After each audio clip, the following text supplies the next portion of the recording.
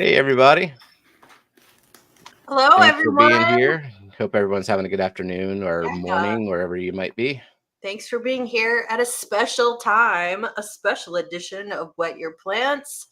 Our guest today is Dr. Tom Barr, who is Hey, a plant physiologist. And I have known of Tom since I started in this hobby in, I don't know what, I started in like 2006 or 2007. And we were in grad school at the same time. So you were getting your Nice. PhD while I was getting my PhD. But I am darn not succotash. I am That's not a all that plant is. physiologist. So I'm just a molecular geneticist. So it's nice to have someone who is a specialist in plant physiology, especially aquarium plant physiology, Mhm. on our stream. So we want to address some myths that are in the hobby. Indeed. You know, there are a lot of them, and Yeah. they Matt are said I had two persistent. doctors on at the same time. I just have a degree in English, but I'm also avid Use it every hobbyist, day. We can and barely talk, so That's you help right. out. But it's Stephen and important. I are both corporate drones, so we sold our souls. So Yeah, and part of my job is actually like taking the information from smart people and converting it to something that regular people can understand. Yep. yeah, Scientists, so we try and do that a lot. Some of us do pretty good. Some of us fail.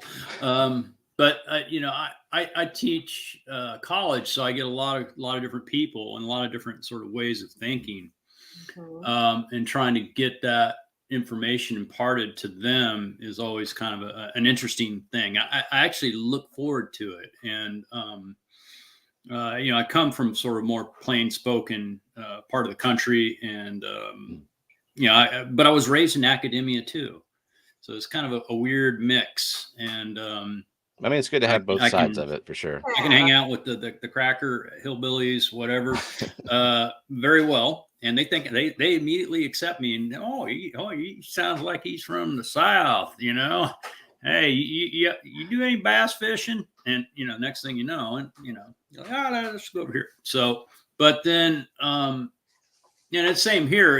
Up in the mountains, collected wood or something. I see somebody doing motocross, four wheeling, whatever. We sit and talk a spell. Nice. So, and then you get in these more academic things, grad discussion groups, and we're trying to hash out something about potassium channels in plants, and so it goes the whole way, and it's interesting to see different ways of communication, though, and I think it's very important as far as learning, and uh,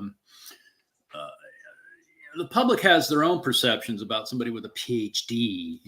Ooh, they think you're smart. Oh, they do. Yeah, or the But assumption that they don't have any real world experience as well.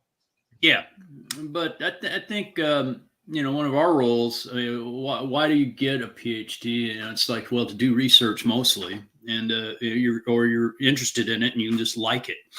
And I kind of did it mostly because I like it. But then the job, and going for grants and publishing lots and lots of papers, and maybe 5-10 years later I get a job at UC, maybe. yeah, I like research, I like working with people, I like teaching, I like all that, but I think I found my place in academia as an instructor teaching, yeah. rather than somebody just doing the research.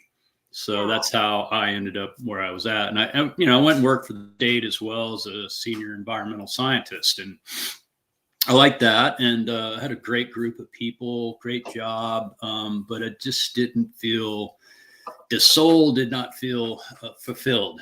And with teaching, I get that. I get that, Yes. every day. Mhm. Every day I get it. And so I feel I can do that for the rest of my life. So I've had a lot of jobs too. I counted. My daughter asked me, and we counted them. And I had at the time I had 44, and so I've had 45 jobs over my life. So it's a lot Wow. of jobs. I've never been fired either. So That's a good track record. Plenty of employers, but I've including state, famously. The guy I worked for, he was actually a friend, and I still see him and stuff. So it's kind of funny. We kind of joke, but yeah, it's interesting. Good friend though. Really, we're close, so it's cool. Nice. So then, as an instructor, you don't mind repeating the same things over and over to. I'm going to do that tonight. I'm going to do that here in a little while. I'm going to be at the lab and biology lab, and we're going to be doing a lab on photosynthesis, respiration, and pigments. And we're going to have a lot of different same questions over and over again. And photosynthesis that's a good segue to the first thing I had on the list about the light spectrum and algae correlation. Mm-hmm. I just talked about the light spectrum yesterday in another class, plant propagation, and I was talking about controlled environment systems. CES is sometimes they're called in horticulture. And so things like microgreens, urban microgreens, indoors, they're all indoors actually for microgreen production. Because the sanitation and clean, sterile environments are very specific to microgreen production.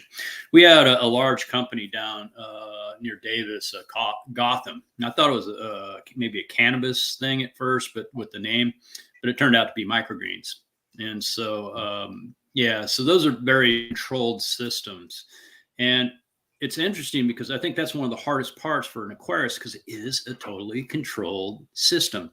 And so everything's dependent on you. And if you can master that, well, then agriculture, horticulture, other things with less sort of inputs and control problems that are dependent on the aquarist or the farmer, whoever it is much less challenge.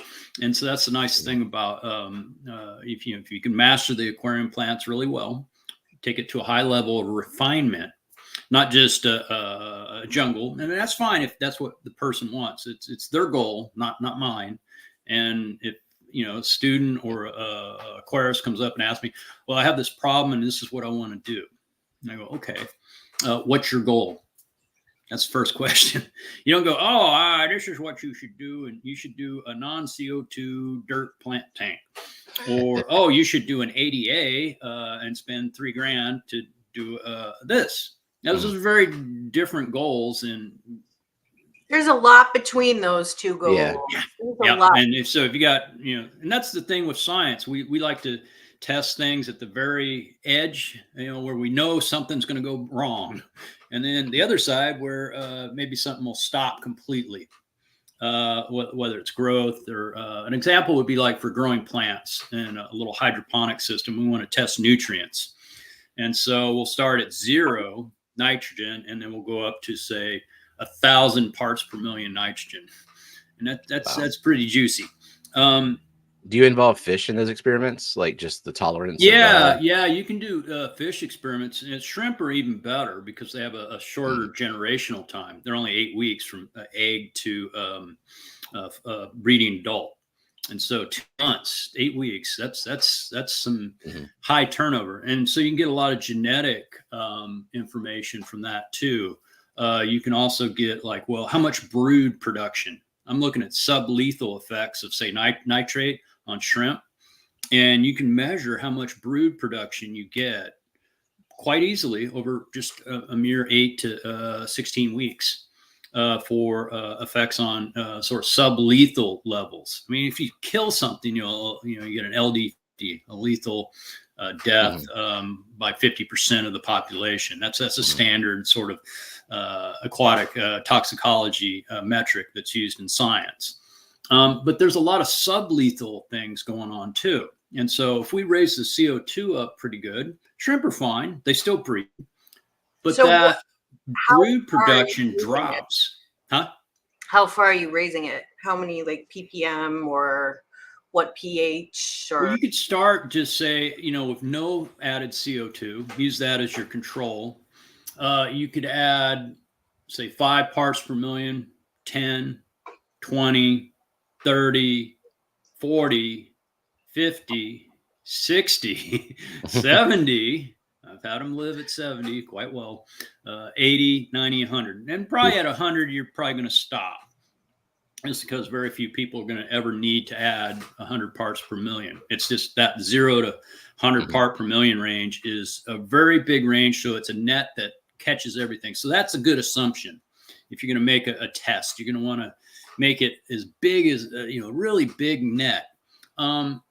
And like if you were testing plants, on the other hand, you would do 0 to say 1,000 parts per million of nitrate or something like that. Yeah. And you could do a negative control too. You could add salt water to your mix as well. And you're going to get something dead then.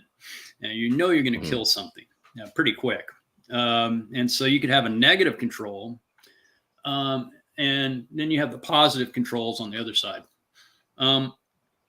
The other thing I think the aquarists have had a lot of problems with is getting a positive control. What's a reference tank? A tank that has no Liebig's law is perfect for everything. And so they have plenty of light, plenty of CO2, plenty of nutrients. Everything's just going full blast. Most aquarists don't have tanks like that or are able to produce tanks like that. And that causes a lot of problems. And even really good ones, really good aquarists don't realize they're limiting something. I stopped dosing my phosphate and my algae went away. I go, well, Liebig's law predicts if you limit something, all the other dependencies are going to go away. And that one is just going to become really strong. It's an agricultural law. So not just algae stops growing, but like everything stops growing. Yeah, but it's just correlation. It doesn't, it's not the cause. It's just a correlative factor. It's not the cause. And that's how the whole phosphate thing came about many years ago. I had really nice plants. I was growing all these other species. The other folks in the club were not. And they're like, what the hell's going on? We're going to bring a bunch of test kits over, measure his water and all that. And they found I had high phosphates. And I was like, well, yeah, so. And they're like, phosphates cause algae. I go, well, you see any? Like, no. I go, well, is that hypothesis true? And they're like, it has to be. And I go, well, the internet says so. It's not. This is kind of, right as the internet started. So I guess it was 94, 95, something in there. And we just had plain text back in the old days. And we had to chisel it on a rock. No, I mean, it's a very sort of about face thing. It didn't say what caused algae. It just said what didn't. The phosphate issue. And it kind of, I had always just focused in on what's growing the plants better, looking at that new growth, not worrying about the old growth that's ratty or whatever, but just looking at that new growth. And I was cranking a lot more light and CO2 than most people were at the time. Probably most people today probably add about what I was doing back then, and which is quite a bit of light. I had 2 metal halides and I was doing big water changes and everything else. And my tap water had a lot of phosphates. That's where the phosphates were coming. I didn't know it at the time. And then Steve Dixon came along and with the test kit and we measured it. And then we ran a couple controls. We used a reference solution as well. And when you say a lot of phosphates, do you know how much? At the time, it was 1.2 parts per million, which that's about what my was water a lot. has. Yeah. I mean, it definitely, I ran out towards the end of the week, but at the time it was quite a bit of phosphates. Everybody was trying to keep it at 0.2 parts per million or lower. And I had, a factor of 6 times more than that. So they were kind of freaking out. I wasn't. I mean, I was like, I grow them and I like them. And, I don't care about the FERT thing. I mean, more FERTs, more plants, right? And they're like, no, it's algae. And I'm like, I know a little bit more about algae than most people. I mean, that's one thing I did at Florida was study algae. But very few people tried to induce algae, tried to make it grow. And that's the only way you can sort of get at a causative sort of factor with algae. Algae are pretty complex too. They're pretty pretty sly on environmental cues, and they've been proved pretty elusive to find cause for a lot of issues. Most of the issues are sort of secondary. So if we don't grow the plants very well, algae grows. Something's going to grow.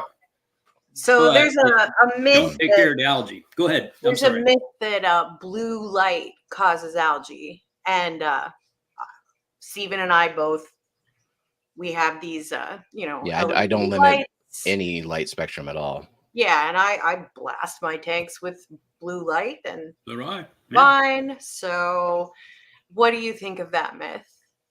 I mean, well, I mean, it's just like the phosphate thing for me. I mean, I try not to make assumptions about things, and kind of just like, okay, you say this, well, yeah, I don't think that quite jives with growing plants. So yeah, it doesn't jive with what I know about the spectra of. Yeah, and so I look and I kind of go, well, let's add the blue light. If it causes algae, as people say, that's the hypothesis. X causes algae. Okay, let's add X. Now let's add a lot of X, extra X. And we've added tons of light, tons of blue light. It looks, it looks like a reef tank now, basically. Do we have any algae blooms? And the answer is no. So if it causes algae, we should be able to add it to a reference tank, a tank that's not limited by CO2, nutrients, good temperature, good care, good husbandry of the livestock, a wide range of plants, lots of different species of plants, because they all sort of respond a little bit different. We have 500, 600 species and varieties in the hobby. So I got what are the odds that they're all going to behave the same? Zero. And so you need to also have a breadth of species and sort of hardscapes too, whether they're iwagumi, just nothing but hardscape and a few little plants, or something very dense like a Dutch tank. So those are pretty much the extremes, I guess. You could also have the CO2 versus non-CO2. So add the blue light to the non-CO2 tank. See, you have to worry about your intensity there, because most non-CO2 tanks do not have a ton of light, like the CO2 enriched parts. So if you test it, then you can get a pretty good answer. You at least try and falsify your hypothesis or hypotheses, and because there's a bunch of them. When folks say that, and if you can falsify it, then it's probably a myth at that point, and you can move on. All right, that's fine. If algae is not caused by this, then what is it caused by? And mostly it's caused by aquarists. It's us in our assumption. Clean your filter. I mean, and then carbon is usually the limiting factor, right? So it's like, from what I can tell, is a lot of algae is just because too much light, not enough carbon. That's probably the main driver for most folks. They're scared of CO2, or they're kind of very conservative about adding it, and that causes a lot of issues. Has for many, many years. And it's one of those things where if you are a little bit limiting on CO2 and you limit a certain nutrient, whether it's nitrogen, phosphorus, or even potassium or iron, whatever it is, then suddenly that nutrient will be more limiting than CO2. And then suddenly your algae goes away. That's the whole nutrocentric thinking. And that's predicted exactly by Liebig's law. Exactly. And it's a law. It's not just Bob's old theory about how his dog, keeps peeing on the corner. It's not that. It's a scientific law, and so it's like the law of gravity. Yeah, I don't believe in that. Well, you can go test it. There's a big cliff out there. You can jump off my roof, and if you fall and you hurt yourself, that's So, but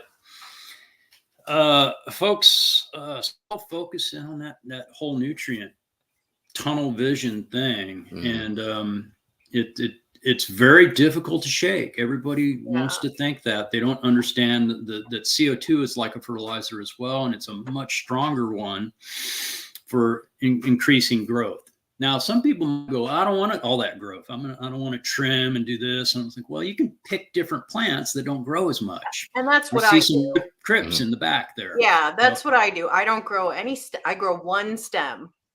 That in all of these tanks, I grow only one stem because I don't enjoy trimming every week, and I also don't like the look of stems. So I trim. Well, I don't even trim, but I thin things maybe once every couple months. I mean, you can see clearly it's time, but that's how I make life easier. But I still give the plants everything they need.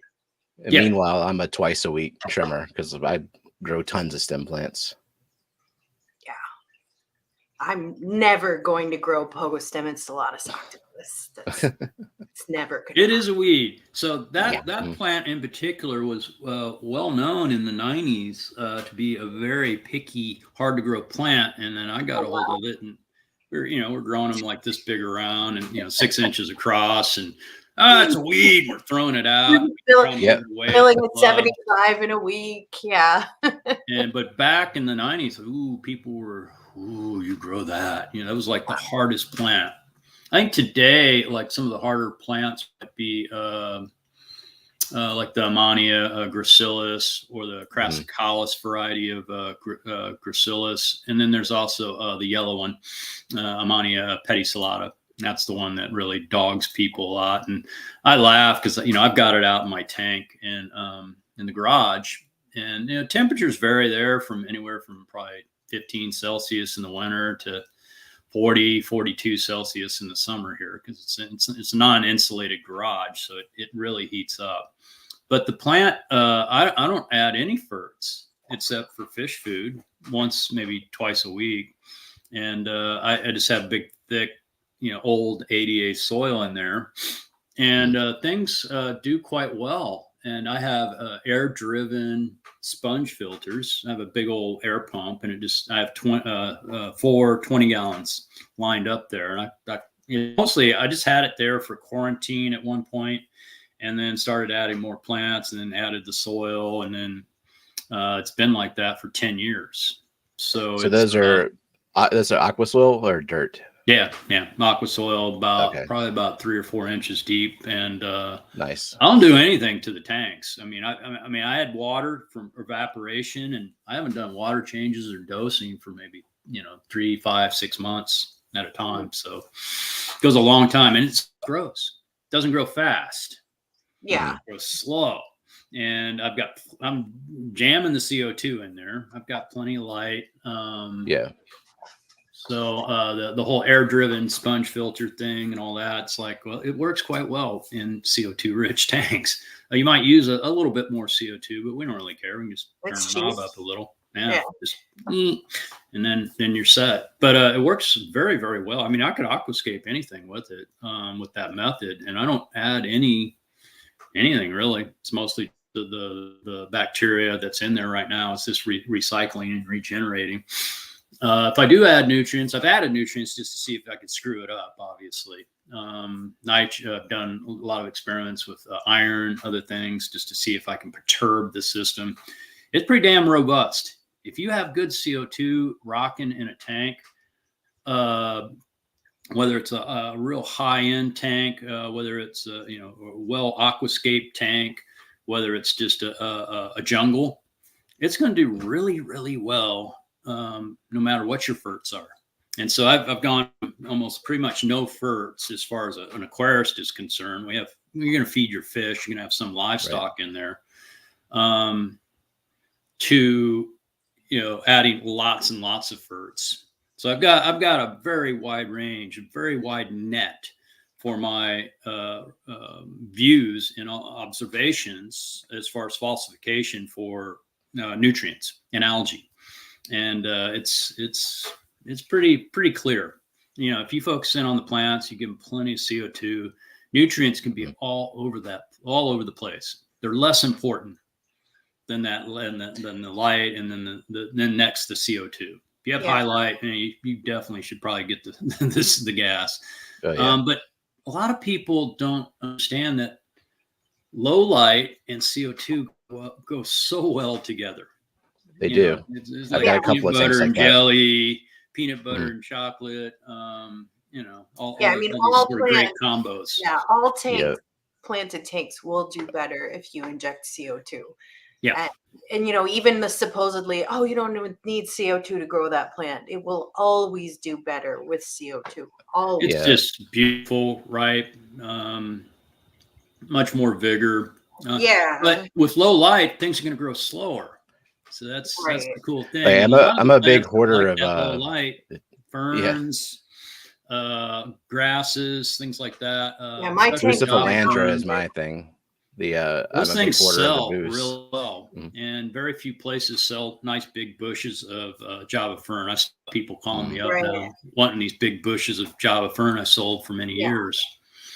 And Yeah, Java they're fern is easy. an easy plant with CO2. Without it, Yeah, just doesn't look that good. looks okay. It'll grow. It'll grow, but it never looks good. It never looks full. It never looks bushy.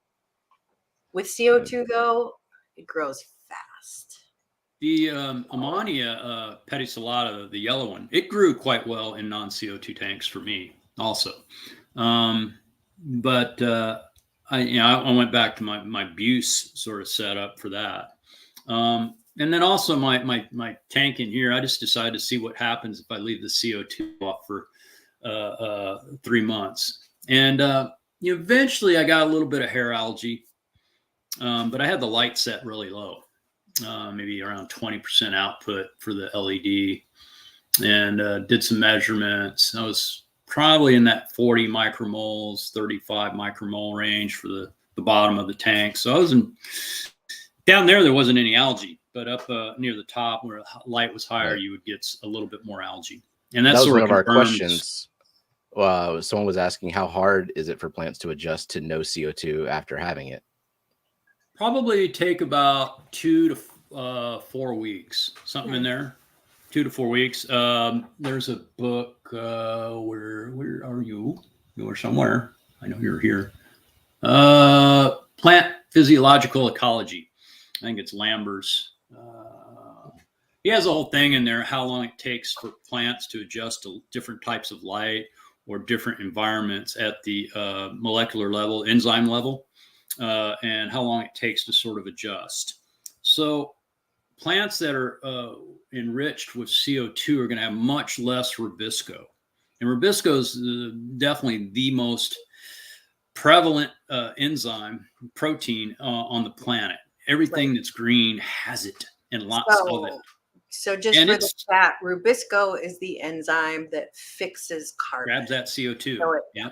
So if you're adding a bunch of rich CO2, what's the plant need all that rubisco for?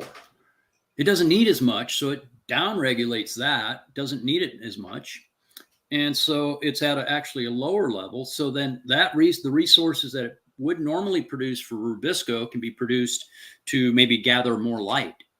And so if you have a low light on CO2 tank, it can spend more of its energy grabbing more light and not worrying about the CO2, whatever.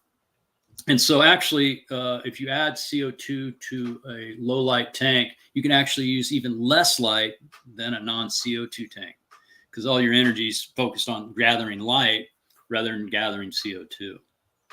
And so it's kind of a backwards thing for an aquarist to kind of think about that. It's like, well, I can even use less light. That's even better. So then it becomes an extremely robust system that almost never gets algae. Dialing in your CO2 is really, really easy. And it's a very, very successful model for promoting aquatic plants with CO2. Yeah, really low light. And it works quite well. You can go down in the 30s pretty easily and grow lots of things. I've tried it with screens too, just shade cloth, just to see if I could reduce the amount of light on one tank and then the other tank right next to it with highlight. And that worked quite well. I did that with the Anubis, the white Anubis, and they responded quite well. So with rich CO2, no ferts, just deep soil, That was the other thing. It's like, you got to tie anubis onto rocks. It's like, no, they like the soil. So do all the buses too. Pretty much everything likes the soil. If they have roots, they're gonna like the soil. Even Java fern, you can put that in the soil, and it'll be happy. They'll find their way down there for sure. It's like I hoard a lot of boost myself, and I have a couple of tanks where I have the roots trailing down into aqua soil. It works really well. Yeah, I mean, you can just see it, and it's just try it and see it. Don't take my word for it. Try it yourself. And I've always said that for a lot of different things, so folks can sort of understand it themselves. I'm not trying to be any type of authority or anything else. I'm just saying, hey, try it for yourself. Then I don't need. Then you don't need belief. You accept the evidence with your own eyes. And I say this with the evolution. When I teach evolution, I go, I don't believe in evolution. I accept the evidence. There's difference with the thinking there. Right. It's like I don't need to believe it. I can see it. It's there. And then that's a good way to convince people. Versus saying, oh, I believe it, and I don't believe it, and it's this. And you go down these rabbit holes. But the evidence, it's inescapable. If something's false, it's like the phosphate thing. When we add lots of phosphate to that tank, you say it causes algae, right? Okay, we'll add 5 parts per million. We'll use monobasic potassium phosphate, pretty pure stuff. It's like pure fentanyl, and we're going to put it in there. And black tar heroin, we're going to put it in the tank. And do we get algae?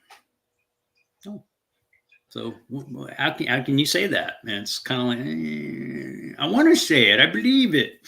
I go, well, the evidence doesn't say it. And so folks, if they can get that sort of mentality going and thinking about falsification, it doesn't say what causes algae. It still doesn't. We still, for a lot of things, we don't quite know.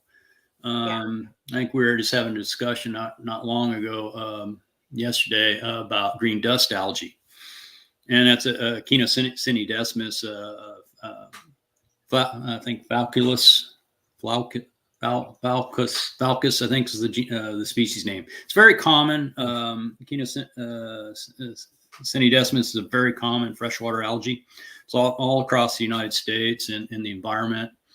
But it's a pesky one. It's got 2 stages, alplano form, and then it's got a zoospore.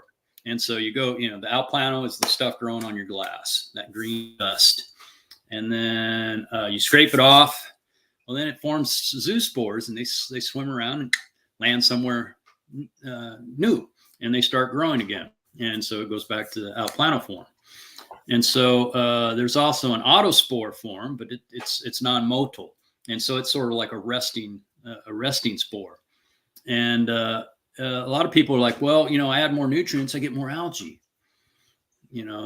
So we got to limit the nutrients. And I'm like, it doesn't jive with the whole idea that more plants, healthy plants, less algae. Take care of the plants, they're going to dominate. It's not a bottom-up system. It's the plants are the ones that control that system if their needs are met. If their needs are not met, then you're probably going to get algae. Yeah. And that's true, and not only in aquariums, but in natural environments. Like Bachman, 2001 or so, him and 4 other researchers down in Florida, they tested a bunch of lakes and see if there's any correlation between nutrient levels in the submersed plants, periphyton, and other algae and phytoplankton. They split it up into those 2 as well, and nutrient levels. And there was no correlation between high or low, nothing. And so it also applies to natural systems. So, and I said, well, if we just grow the plants, we put more nutrients in there, we'll just get more plants, right? And they go like, yep, you're right, not algae. And I'm like, oh, wow, you're yeah. Let's talk. Yeah. And so they handed me a couple of papers, and I was like, oh shit, this is exactly what we were looking for all along. Boom, I always think it's interesting that people who grow aquarium plants don't correlate what they do out in their garden to inside. I mean, if I have a pot of petunias, well, I know that I have to fertilize them every week if they're going to look good, because it's a closed system. But maybe aquarists don't grow petunias outside, so they don't know. But if you want your plants to look good, you have to give them what they need. Yep. Now, if you don't want them to grow as fast, if you can limit the light, you can limit other things, but they do need a baseline of certain things because it's a closed system. So there's a question for me in the comments. So you're saying all aquatic plants are limited by carbon first. Well, light and carbon are kind of what I would call the tier Starts with 1 light. nutrients. Yeah. And Light's then the first below stage that, of photosynthesis. right. So light and CO2 are the most important nutrients. Then below that, you have the macronutrients, are NPKs. The most important would be nitrogen, then PK. And then below that, you need micronutrients. You don't need much of those. So, but you can have limitations in any of those, even while injecting CO2. If, let's say, you were growing a tank that had RO water and you didn't have any fish in it and you didn't add anything else, that's a closed system, those plants are not going to look very good.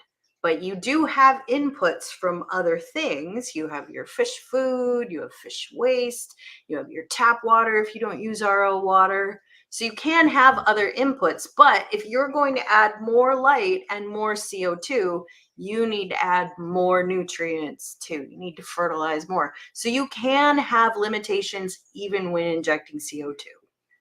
Yep. So I think that's what the question is.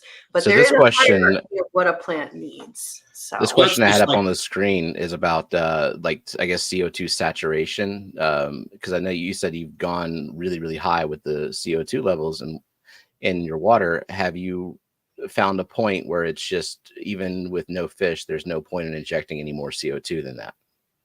Oh yeah, I mean that's really easy. Without any fish or any livestock, you can just gas the snot out of it, and that's very easy to do. Yeah, goodbye pest snails.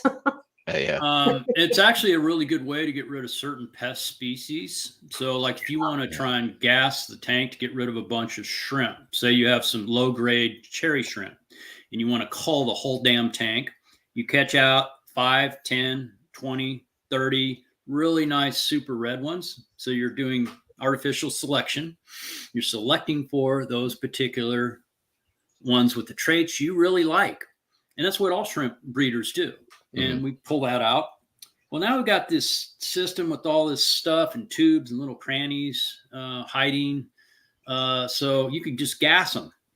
But shrimp are still pretty, those things are a bit like cockroaches, even if you, at least the ones all the species I've ever had have been like this. I've tried to kill them all, and it's been very difficult to do. And I've ended up using basically an aquatic pesticide to kill insecticide, basically.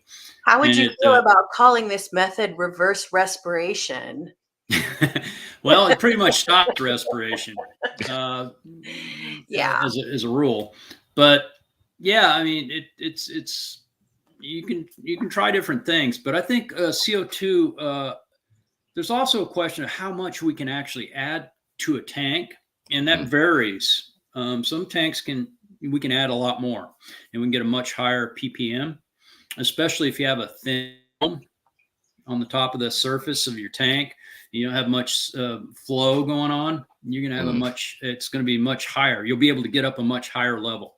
Somebody that has a fair amount of sealants, some rippling, very clean surface layer, it's going to be harder for you to maintain a higher level. You won't be able to get up as high just because that thin layer is a boundary layer. That's fixed first law of diffusion, and it's mostly a function of the amount of area you have, and then also that surface, however far the gas needs to go from the liquid into the atmosphere above it. It's a very small layer, but it can really impact CO2 levels. So you for can use tanks. duckweed as a barrier to prevent your CO2 from gassing Yeah. up. Oh yeah. It'll You'll prevent your light from getting in too. that So too. Yeah. You grow lots of everything has its duckweed. downside.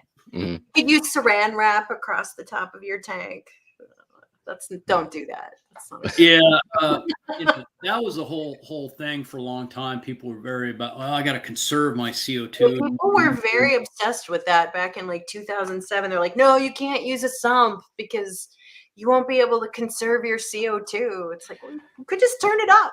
Just I've turn been it up. using a sump since the 90s or Yeah. early 90s, and I've never had any problem with it.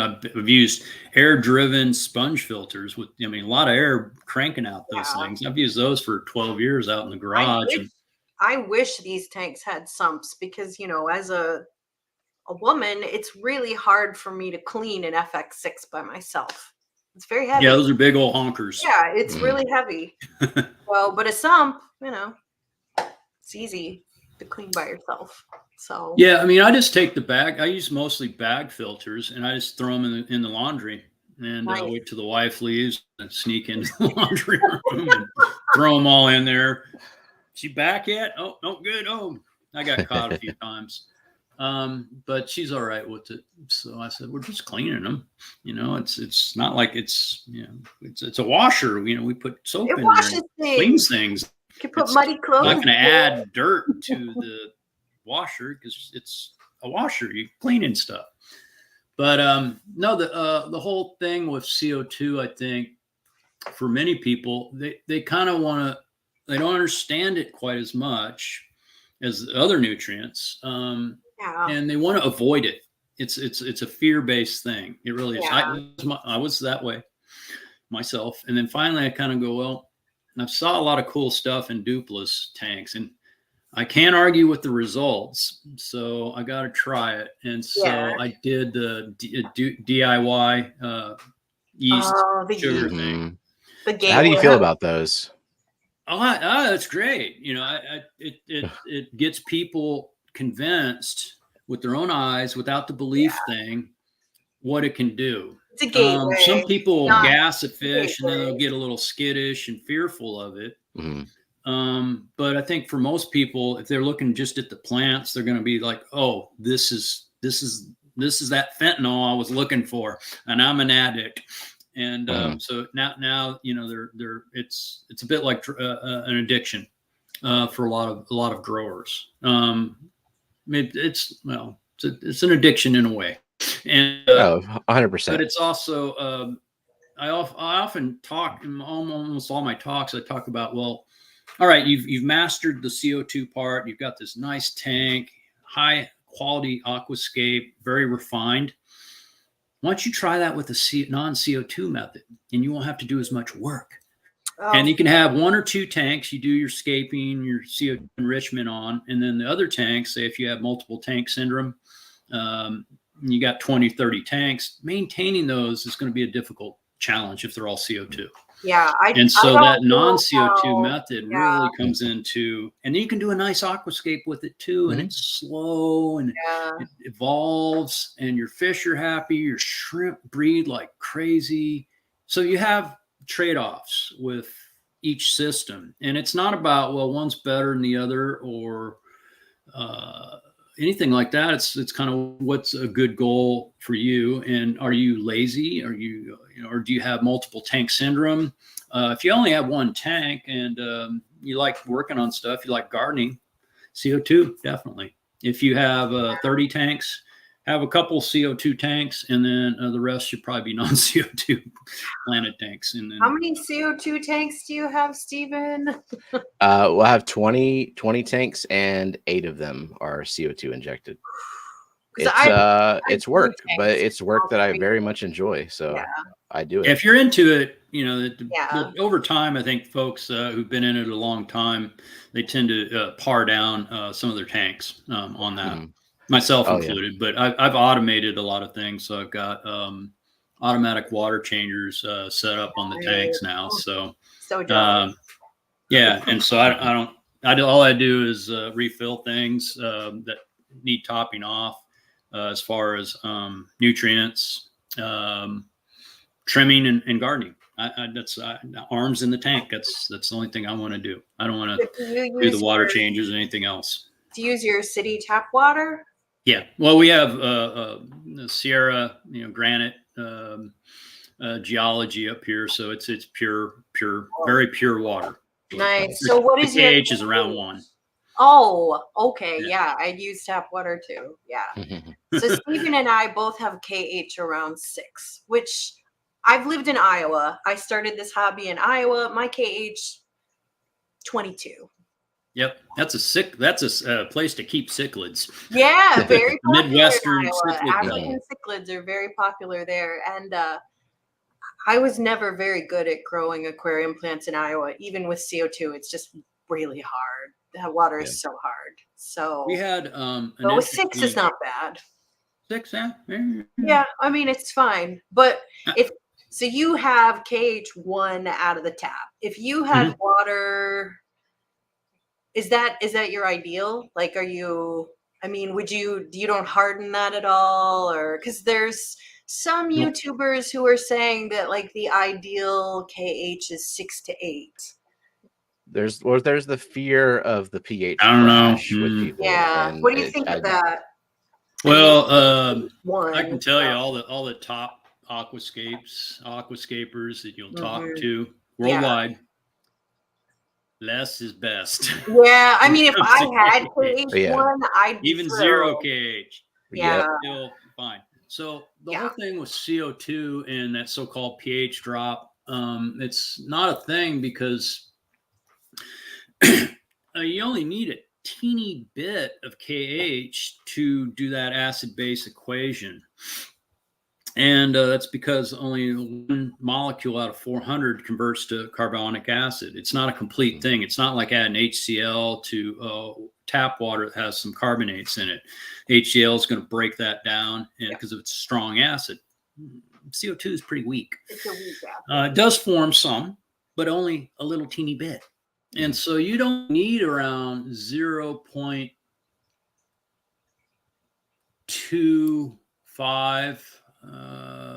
KH to have enough buffer system to prevent a drop.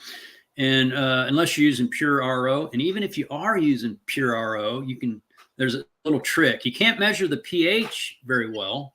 You can't use that equation to measure, KH pH equation to measure it because you have a 0. Right.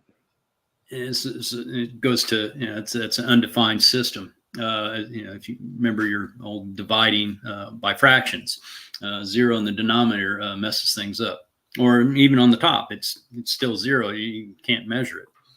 So, but you can do it a backwards way. There's a back door to this. So if you have, say, 1 KH and you're measuring your CO2 and say it's 100 parts per, or 50 parts per million, and you keep that rate, the flow rate of that CO2, you can measure that by milliliters of gas per minute or hour, or however you want to do it. So that flow rate is the same. Everything is in the same. We haven't changed anything. We're just going to do a quick water change, remove all the KH, add pure DI RO water back. Let it equilibrate, temperature, gas flow, everything else. And you should have 50 parts per million, even though you can't measure it. So you've kind of done an indirect trick.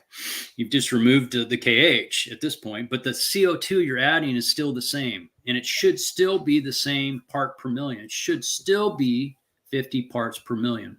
That's a safe assumption because you did it and the only thing that changed was the carbonates.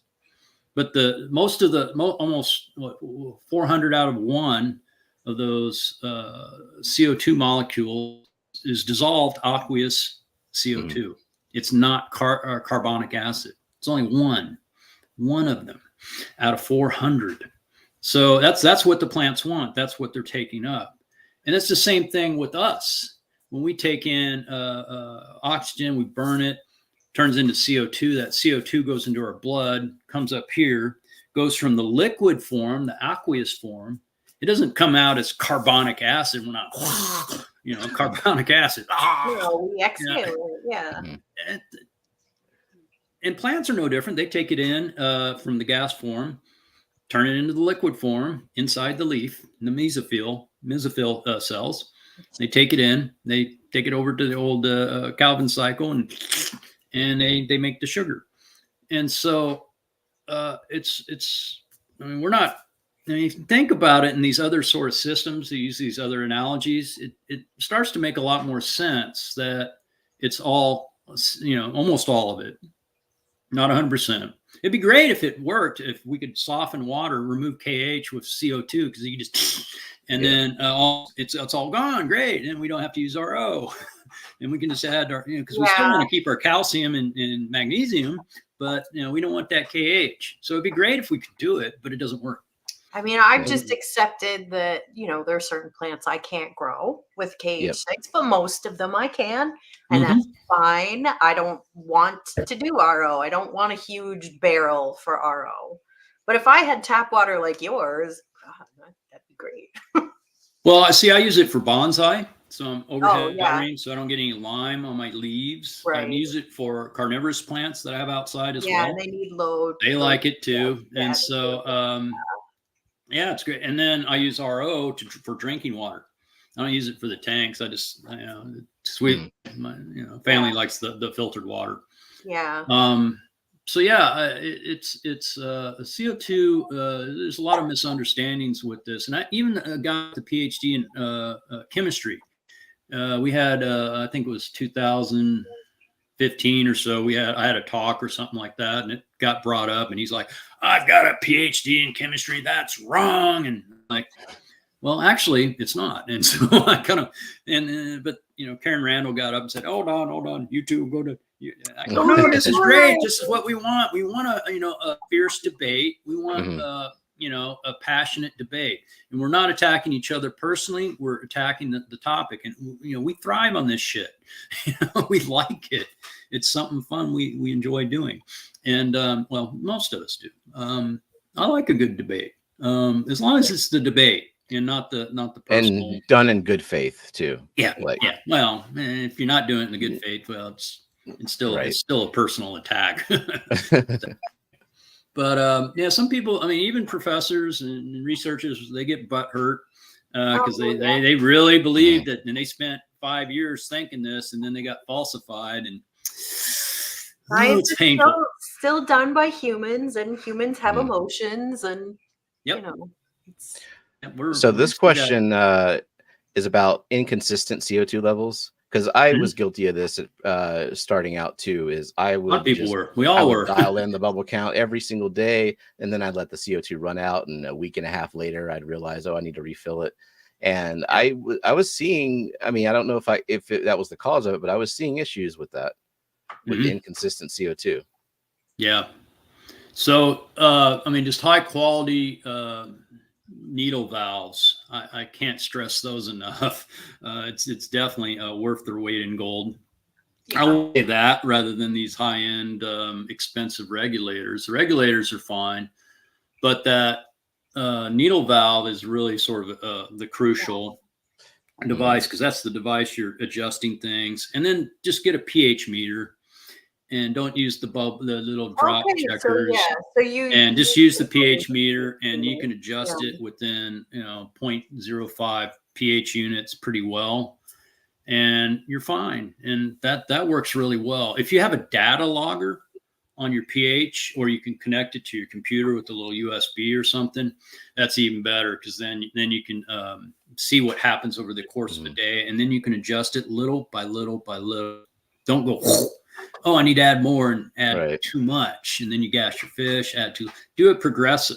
And you can see those little subtle changes if you do that little progressive approach. Wait a week or two, add a little bit more, wait a week or two, observe, look at the new growth, see the impacts, look at the algae as well. Then you sort of understand, you get that's a better teaching moment for an aquarist using CO2 than anything else read anywhere. Is just that little slow incremental approach, because then you can see those differences. It's like, he's got good, okay, CO2, pretty good. Things are growing well, but there's little nagging algae. Oh, there's this 1, 2, or 3 plants that don't quite do so well. So you have really good CO2 or good conditions, and you get these sort of subtle signs.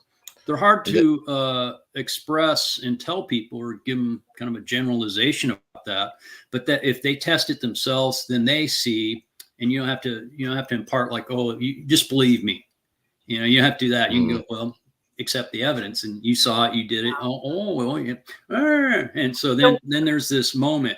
And so sometimes, I've had really contentious interactions with folks on the web over many years, and I have pretty thick skin. And so, but years later, some of them, usually, I don't know, anywhere from about 2 to 5 years, then it dawns on them, oh, he was right. Oh, wow. That's, yeah. And so be kind towards people that, maybe rub you a little wrong way on this stuff. Because almost all of them have come around later. Every single one of them I've talked to over the years that were, I'm sorry, I gave you a hard time. I go, it's okay. I liked it. So let's take it back to low tech. So I'm assuming you've experimented with a lot of substrates in your day. I mean, I have. What do you think of dirted substrates? Soil media, different types of soil, potting mixes, things like that. They work quite well. Yeah. They might be a little messy for folks. You can do quite a bit on your own with it. I mean, you could use bonsai soil. Amano did. He used akadama, which is clay. Yeah. And his aqua soil is actually just the akadama that hasn't been cooked. It's just soft clay, and you can make a ball out of it, just like a clay pot. Yeah. So yeah, that is soil. Yeah. Clay is, it's not the without the organic other components stuff. And vermiculite, perlite, pumice, lava, all sorts of other things. You don't want perlite in your tank. That's going to be a mess. Yeah, exactly. Or vermiculite, because it floats. Yeah, you don't want to do that either. So it's great in horticulture. We make our own media and our own soil potting mixes and things from the raw materials there. Yeah. We also order it for large amounts, and then I have students make it. We just made some last week for seedling mix. So we wet it down, and then we cook it for seedling mix, and we cook it in a steamer for about an hour to sterilize it. Yeah, sterilize, so we don't have any phytophthora or other fungus that attacks young tender seedlings. Vulnerable. Yeah. And so aquarists can do that too. That same thing with their media, whatever it is. But I am here to tell everyone in the chat: if you live in an apartment, don't bake a huge batch of soil. Like what the barbecue is for. It's outside. Take it to the barbecue, put it in a pot, put it on the barbecue, and then a giant mess. If you live in an apartment, don't do it. Just don't do it. It's stanky. You can also lay it out on a sheet and just let it mineralize. So mineralized, natural approach to that. You can add a little fish water to it because that'll help break down the ammonia because it has those nitrogen, aerobic nitrogen bacteria in there that are going to break it down into nitrate. So you can do that, but I think it's mostly just, doing the mineralization first and then putting it in. Yeah, and I've done that. And that's old ADA soil works really good too. Works really good for non-CO2 tanks, or even fresh ADA soil works really good. Yeah. And it makes less mess. And I still do the water changes. I do them twice a week, about 80% for the first month or two. And you're exposing those non-CO2 tanks to atmospheric CO2 when you do those big water changes. So those plants are going to grow quite well. They get a good boost. They get filled up with CO2. And so things grow quite well. You have very few algae issues. So that is something that's the same, whether it's a CO2 tank enriched aquarium or a non-CO2 enriched aquarium. They both benefit from that initial phase, that basically that about 4 to 6 week range, something in there. Amano did it. Jeff and Mike Sinsky, they do it for their tanks. I do it. Almost all the top aquascapers do lots of water changes. Oh yeah. It's going to Yep. mitigate any Just sort of so- issues or screw ups that we do. Yeah, the first month, especially, like the more water changes you can do, high light, low light, doesn't matter. It just Once those Good. roots get really established in a non-CO2 tank, though, then it's very, very robust. And Yeah. then you're going to be, you don't need to do water. I mean, you can do the water changes. It doesn't hurt, but I think it's good for the fish. I think Yeah. it's helpful for the fish to do the water changes. So I think there's lots of reasons to do water changes. if you have a heavy fish load, yeah, definitely. Yeah, I mean, if you I- if you have sensitive fish too, like rainbow fish, really like water changes. I did an old experiment when I was at Santa Barbara many years ago, and I thought, well, can I grow these plants and not add fertilizers, just add fish and fish food? Can I do it? And so how would I do that? That was a question I had. And I was like, well, I spotted these nice yellow minnows down in the stream, right as it sort of goes out to the ocean there. And I was like, I can catch those. Those look kind of cool. And so I went down, got a net, caught a bunch, brought them back. I thought, well, why don't I just keep adding these minnows, little minnows about inch and a half long. Why don't I just keep adding more and wait a week, add a few more. And so I was adding like 2 or 3 each week and waiting for something to happen. And I was like, at some point, shit's going to hit the fan. And sure enough, it did. And I had, in a 20-gallon tank, I had around, I think it was 60 of them. Oh, That's when shit hit the fan. And Imagine. so when I talk about shit hitting the per fan, gallon, that's Yeah. yeah. So when I talk about shit hitting the fan, the small units are great because then you can slowly ramp up. If I just put a big discus in there, it's this yay or nay. You don't have this nice sort of progression. Mhm. This one where you get up to this point where bam, everything crashes. And so those were good assumptions. Okay, I've got this fish I don't really care about. They're out in the stream. I'm using them as bait, whatever. I've got small units that I can sort of slowly, incrementally test. And so what happened was I had great CO2. I had a reference system. Everything was running great. Plants healthy, fish healthy, CO2, nutrients, light, had it all. And then I kept adding these fish. And, it's a bad idea, but it was fun. So what happened initially was I had a huge green water bloom, followed by Compsopogon, a type of what they call it. It's a red algae, but it's a staghorn. That's the one. Oh, yeah. Oh yeah. Staghorn algae, and then black brush appeared a little bit later. So it took about a week or 2 for the staghorn, about 3 weeks for the black brush algae to appear. And everything else was the same. So the nutrients, the water changes, everything else was the same. But it just bam. And it didn't rectify until I removed the fish. So I had And then to did it fix get it. I had to better? remove the fish. So, Yeah, so I kept it up for removing about 2 months. Interesting. Nothing happened. Didn't matter what I did. Wow. So what did you do to remove the existing algae? Did you just kind of let it naturally die off? Did you do any kind of like manual removal? I had shrimp in there too, a mono shrimp. I had I think 8 or 9 of them, and they as soon as I removed the fish, did some water changes. What else did I do at the time? Trying to think of specifics, but mostly the water changes and just removing those fish, and went back to the regular routine. And the algae died off pretty quick. The black brush was the first to go, turn white, and then the staghorn. Green water persisted for a while. It's very tenacious, and it will hang on by the skin of its teeth. Even at super low levels, you can do all the water changes you want, but it still sort of comes back.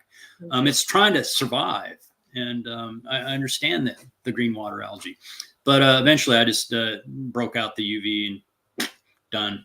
So like things like green water, just get the UV. You can buy them cheap, and then you just keep it around. And if it ever pops up once in a while, you can zap it. Green dust algae, a very simple solution. Very simple. Bushy nose pleco, about a 2-inch one per 20-gallon tank. 100% cure. It will cure green dust algae. But then you have to have a pleco, and who wants? Then you remove that pleco and you give it to someone else who has green dust algae. Yeah, you Pay it forward. You. So I really like Clethon snails, Mhm. the horn muriates. I'm a huge fan of those. Yep. I used to collect olives down in Swanee River area. Yeah, there were thousands of them all over the streams. I'd collect them up at High Springs near Gainesville, 80, 90 miles away from the coast. And everybody's, oh, they got to have salt water. I'm like, really? That snail is going to go 80 miles. So it's not brackish. It's not brackish in that water. No. High Springs near Alachua County in Florida, near Gainesville. It's a long way to the ocean from there. Wow. There's no salt water there, but there's plenty of olive nerites there. Yeah. Because my Clethon snails have never reproduced. I've had them for years. I've never found babies of them. So, but might be something in the diet. Might be might be something in the water. Might be, I would probably say the diet, water, habitat, something like that. CO2. Most of the freshwater mollusks, they have that nice layer, and it protects from acidic water. But if that layer it's an organic layer, so if you scuff it, then you can get the little holes where the water can attack, the CO2 rich water and attack and put holes in it. But that layer has to be scraped or bonked. And so when they ship the snails, they're shipped together and they're shaking around, and all these hard rocks are hitting each other, and it's scuffing up that layer. I'm trying to remember the name. It's either an A or a P. I would have to look it up. But it's a layer on fresh. It's exclusive to freshwater. Marine don't have it, but the freshwater need it, so their calcium shells do not go away. But that's like another myth too. It's like, oh, they can't handle the CO2. It eats them up. Handle it. Yeah, I mean, I have Clethon snails that are like 4 years old, and they're like this big now.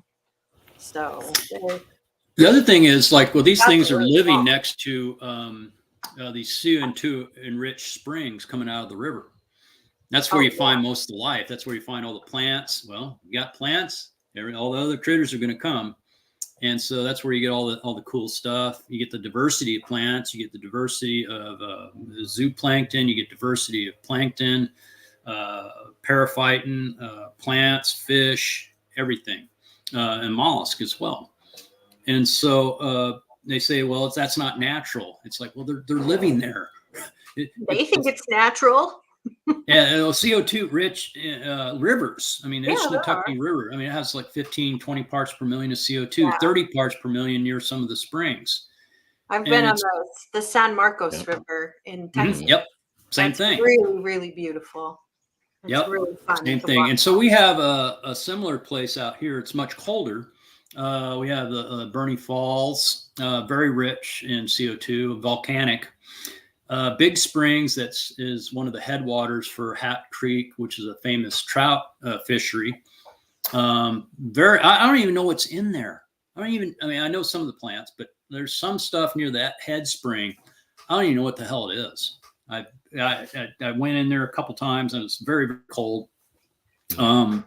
And fast flowing, so you lose your heat really quick. But I need to go back there and do some harvesting and see what some of these plants are, because I have no idea what the hell they are.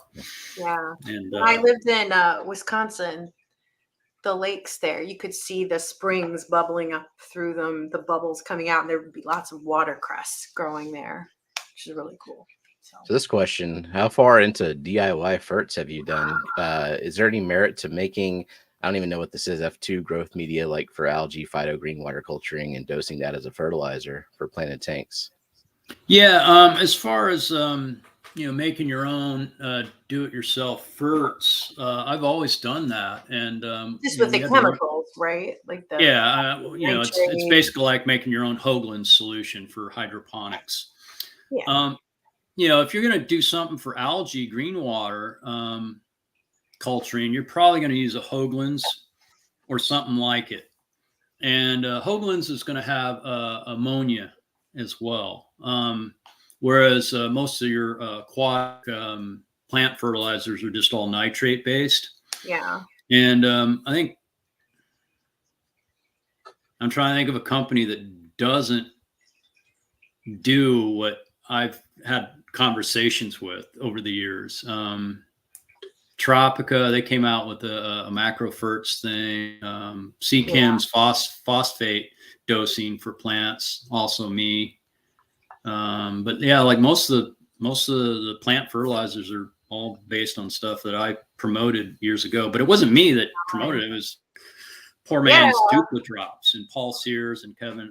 Well, I mean, I started doing your method EI years and years ago, and I had my little measuring spoons, and I would measure out the just like making cookies, nitrate. Yeah, and now I don't spoons here and there. I'm lazy, and I can just buy good fertilizer that.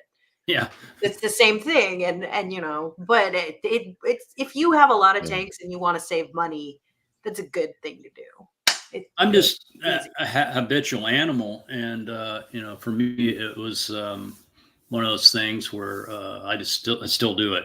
So it's just right there. Boom, boom, boom. It's easy. It's dry. Do you use auto dosers for your fertilizers, or? I usually don't. I do 2 or 3 times a week, and that's it. Yeah, that's all I need to do. Yeah. Can I hold on for a minute? I'm gonna need to go to the bathroom real quick, and then I'll come right back. Right. Okay. Cool. Give me a minute here.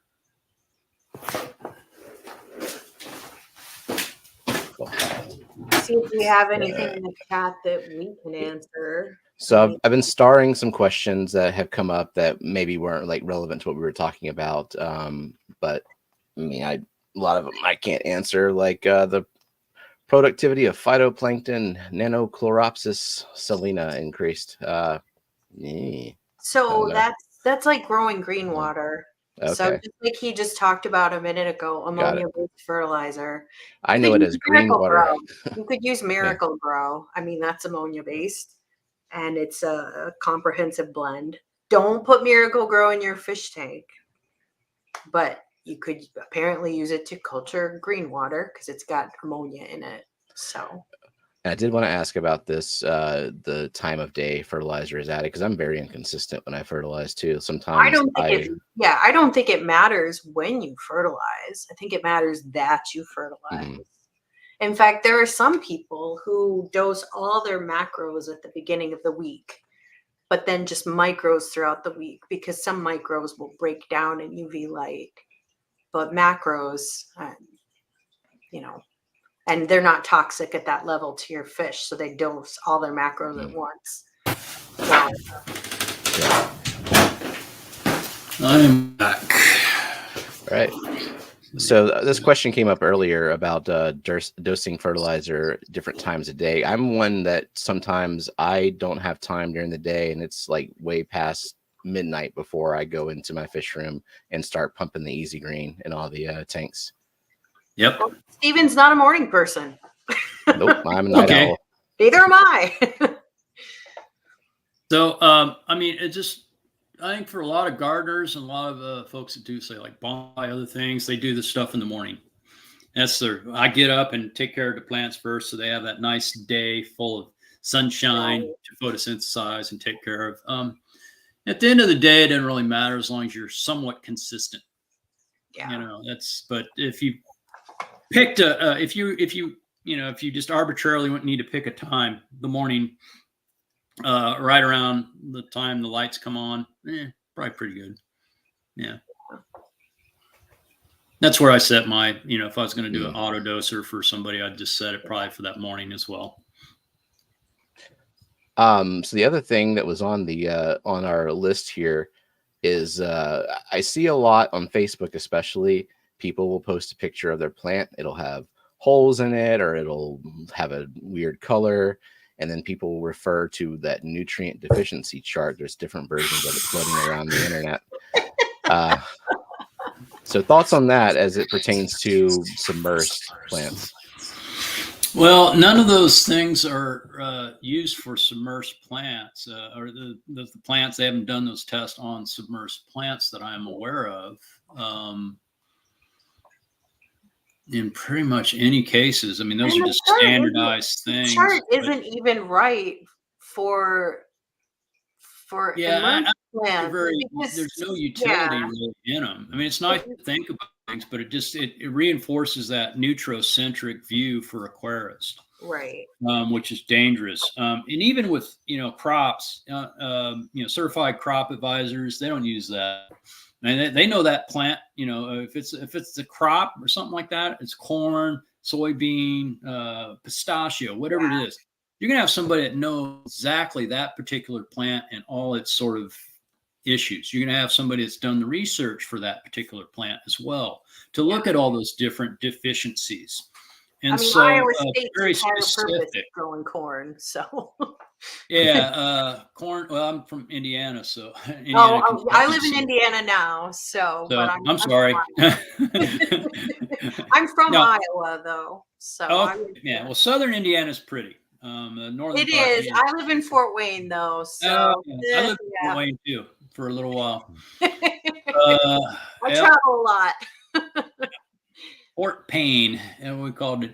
No, I lived there. I lived in Indy, but I was from Bloomington, so down nice near down the campus. Nice, real pretty area. I came out here and I was just like, we got mountains, we got redwoods, we got the coast, huge cliffs, and all kinds of cool stuff. To pay as well, really high here. Oh, damn, the houses are even worse. So, but yeah, once you get in, you're all right. You're in the club. It's a neat place. But I mean, I did a lot of work with cichlids growing up, and my first fish was a Julia chromis, Reagani. As far as a tropical fish, I had goldfish and minnows and darters and everything else I could catch. But yeah, it's an interesting place, definitely. California, we have a lot of different environments. It's just 90 miles any direction. I got desert, I got snow-covered alpine peaks, I got redwood forest, I got the coast, I got San Francisco. I've got, pretty much everything here. A lot of food, a lot of cool crops that are grown here. A lot of weeds, a lot of interesting environmental problems. A lot of things that grew turned into the EPA that California had done a long time for 10, 20 years prior. Clean Water Act, things like that as well. So we have a whole history here of interesting sort of things.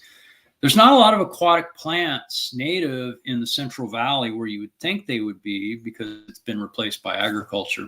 And we've lost 95% of our wetlands in California. The whole Central Valley used to be kind of a really interesting wetland, but it got drained and removed. So now all our aquatic plant diversity is mostly in the Sierras, up in the mountains, where it freezes and tons of snow. And it's like, well, what's going on there? Well, aquatic plants have this sort of reverse distribution where we have a lot more species in the northern part of the country and outlying areas than we do in the lower areas. And that's because of birds. Birds eat pondweeds. Pondweeds are one of the biggest families that are spread up there. And they eat the tubers and the plants and then poo and then to another lake, another little place. And they're vectors for aquatic plants, huge vectors. So as long as you have the habitat, we'll still have a lot of aquatic plants. Yeah, there are some cases like yeah. cryptocurines and then air carolons and India, Western Ghats. Those places are probably not going to make it too much longer. Bucephalandra just from humans harvesting. Oh yeah. Huge, big issue with that. Rather than growing, you just go up, get a few, bring them down, grow them out at your place. Then you have a nice stable income. You have a nice stable farm, and you have to pay the guys to go collect it and do all that, and you harm the area. And instead, you get the people, they just go and grab as much as they possibly can and try and sell it immediately, and then they lose the market because you dump a bunch of stuff in the market. The prices are going to go down. But now you can buy tissue cultured Bucephalandra, and it's really nice. It's a good product. In general, I like tissue cultured plants. Yeah, no, that's a great thing. Actually, tissue culture in aquatic plants are a success story because it's one of the few that really have done and sold and propagated a lot of plants, that industry, more than some of the others. So the orchids, there's a few other industries, but overall, I think the fish industry has done really, really well. Because it's an easy transition from tissue cultured life to aquatic life. Yeah. Andy Carson asked a question: Is there an aquatic equivalent to a symbiotic relationship that mycorrhizae have with terrestrial plants and trees? Not with aquarium plants, not with aquatic plants, not submersed plants that I know of. The problem with it is fungi are obligate, required aerobes, and there's not any oxygen in aquatic soils. Yeah. No aquatic soil. I mean, that maybe a top little inch or two.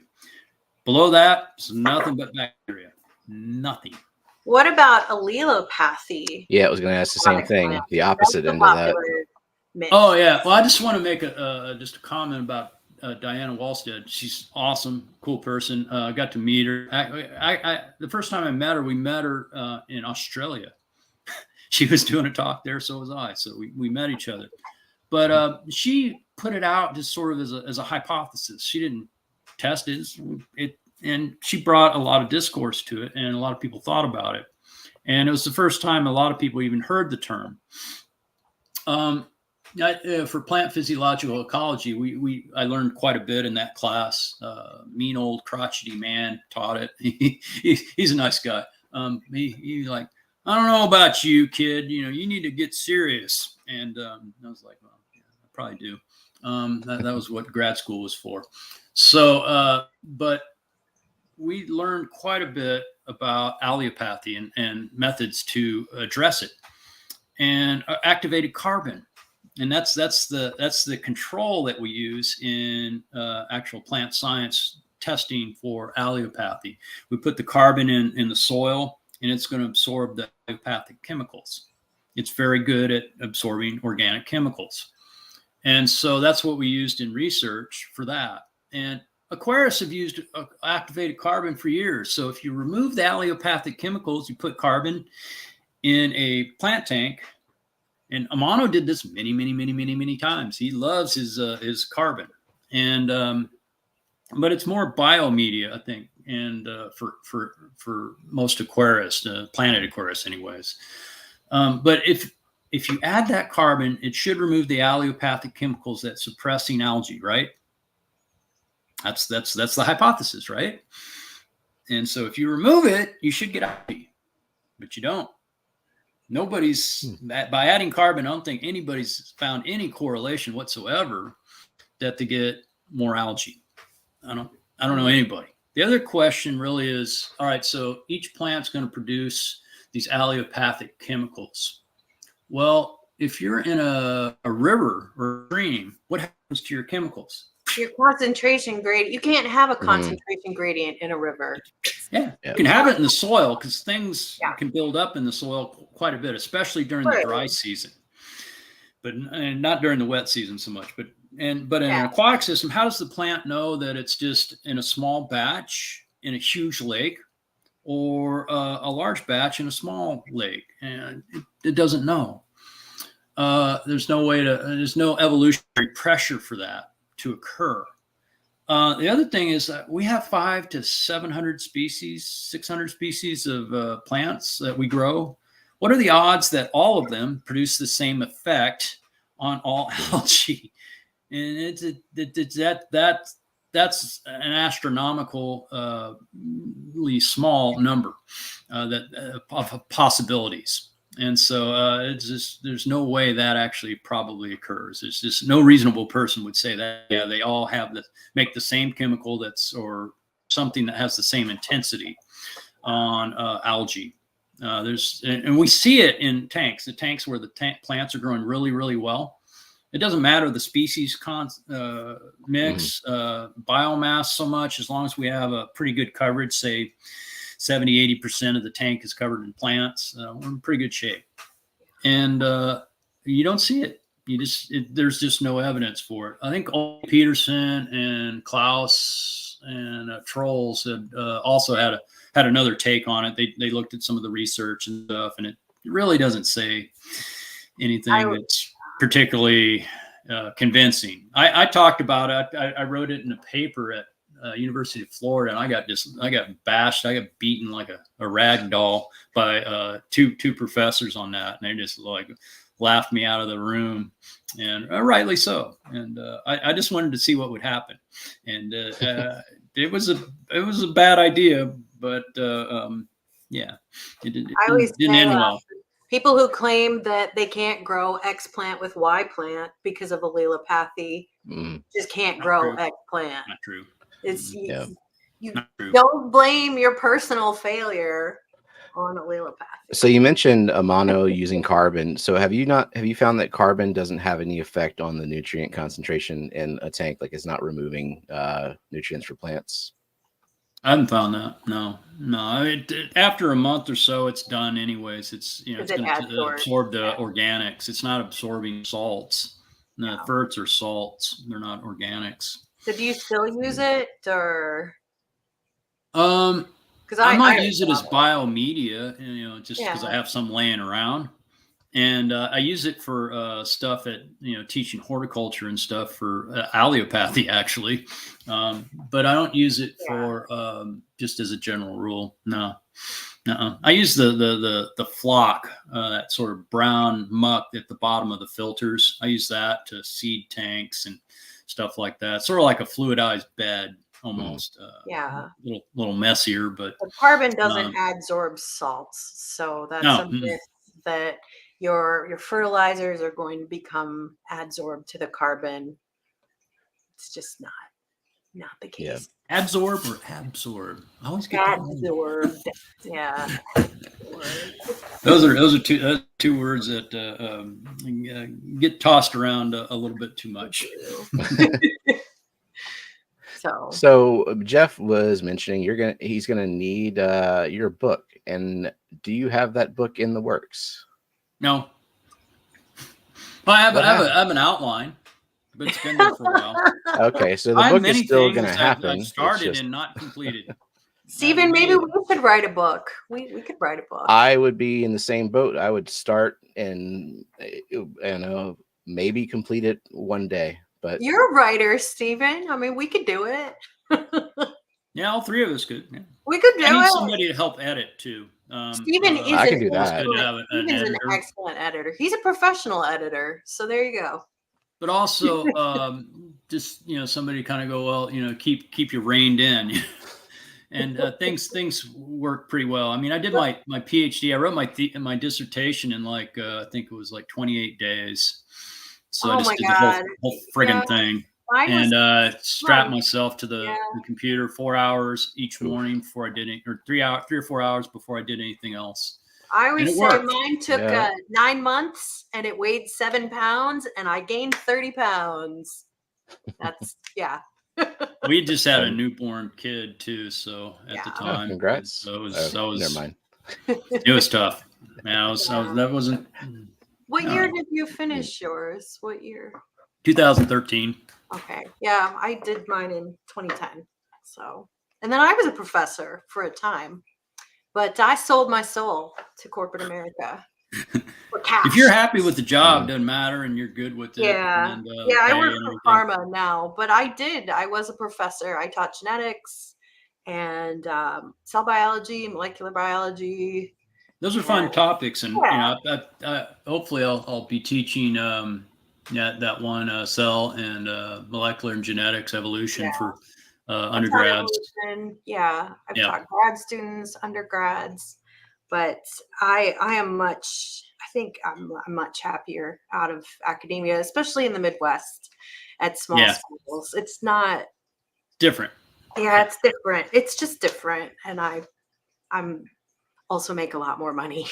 That's the other thing, and one of the big things I think is just research, and you need to if you're at UC, they do 80% research, 20% teaching.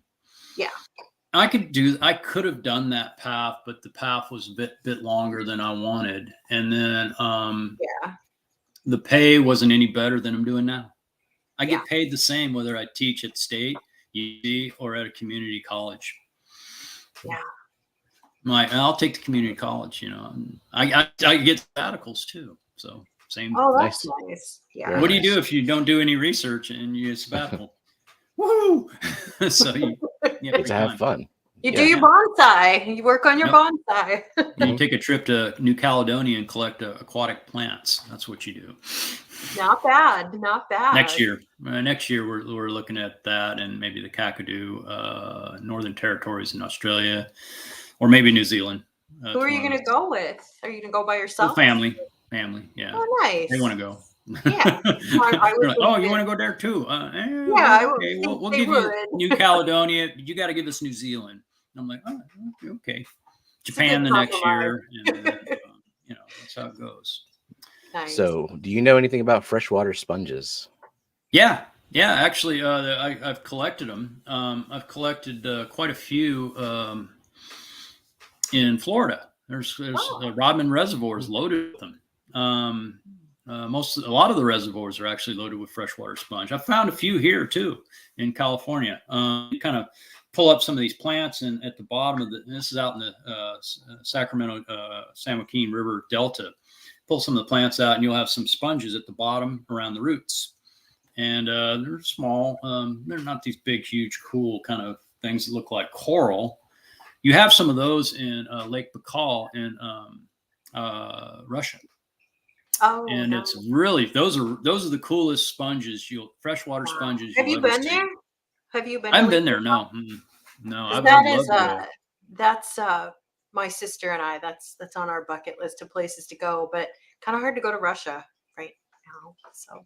Well, I mean, if you're doing it as a scientist or as a researcher, you contact somebody there first, get a foothold, some place to stay, all that kind of stuff. Get to know some of the people that are managers of those land areas, things like that. Then you got a much better angle. Yeah. There's that big lake on Sulawesi also. That's got some cool plants in it.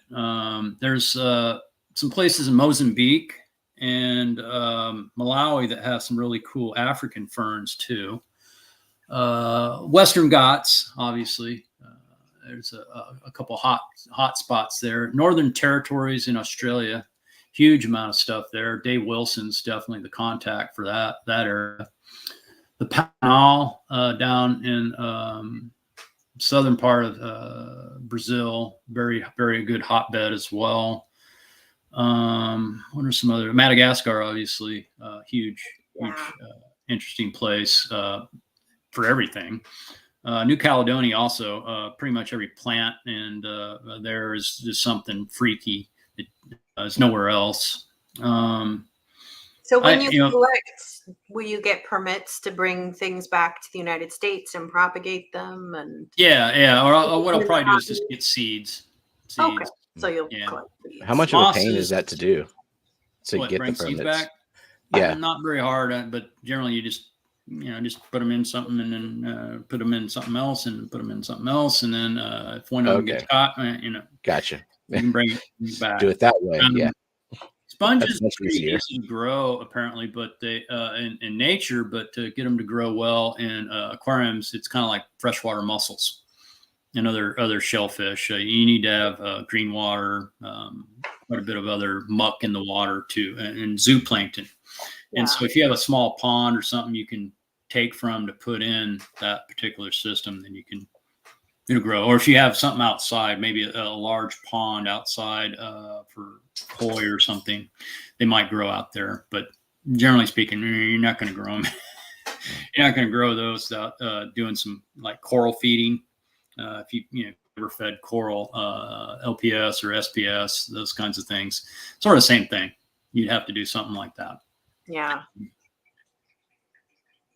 So we have a invasive clam, the Asian clam, yay big, about maybe an inch in diameter or so. But they're all up and down the rivers here, and Lake Tahoe, and everywhere else. We have the zebra mussels here. So Yep. I live near the Great Lakes, and that's a problem. The zebra mussels, like in Lake Erie. Yeah. Well, Lake Erie is a lot better than it was in the 70s. Sure is. Yeah. They've really done a lot to clean up a lot of Ohio. Ohio was pretty gross. I mean, it's still kind of gross. Let's face it. Cleveland is not it was not very pretty. That from what I remember, I don't know what it's like today, but it's a lot better. It's a lot better. And I was just in Cincinnati, and wow, that's not bad. Yeah. Cincinnati's an interesting place. I like it's kind of got all those hills. I like the hills. Neat area. So Indiana, when's the last time you were in Indiana? Like, do you have any family? About 2 or 3 years ago, something in there. Okay. Yeah. To visit my sister's in Bloomington, so I come back and visit. And then wander around the town, kind of man, it's expensive now. Yeah. Well, down there it is, because it's college town. Yeah. So it's they all just try and milk everything for the rent. The rent was cheap, and there was a lot of used to be a lot of locals owned apartments or owned houses, and they would rent to the students. Now it's all corporations. So very few really places. Different. My boyfriend lives by Purdue because he has a farm near West Lafayette, and it's a good place. That's a good school. Yeah, Purdue is a great school. It's solid Big Ten school. I mean, big ag school. Purdue and Davis. They're like the two I main did ones. My undergrad at Iowa State, which is the big ag school. So I took lots of plant classes. I mean, my undergrad degree was biology, but it could have been botany. I mean, I did the same thing. I took aquatic biology at Santa Barbara, and then everything else, all my electives were plants. Yeah. And so I was the only person in there that didn't have, a lot of heavy micro and, or not micro, but molecular background. And this was in the 90s, 2000 range, and it was just starting to sort of explode. Yeah. I'm a little younger than you, so like I'm old man. I'm 57. I'm old man.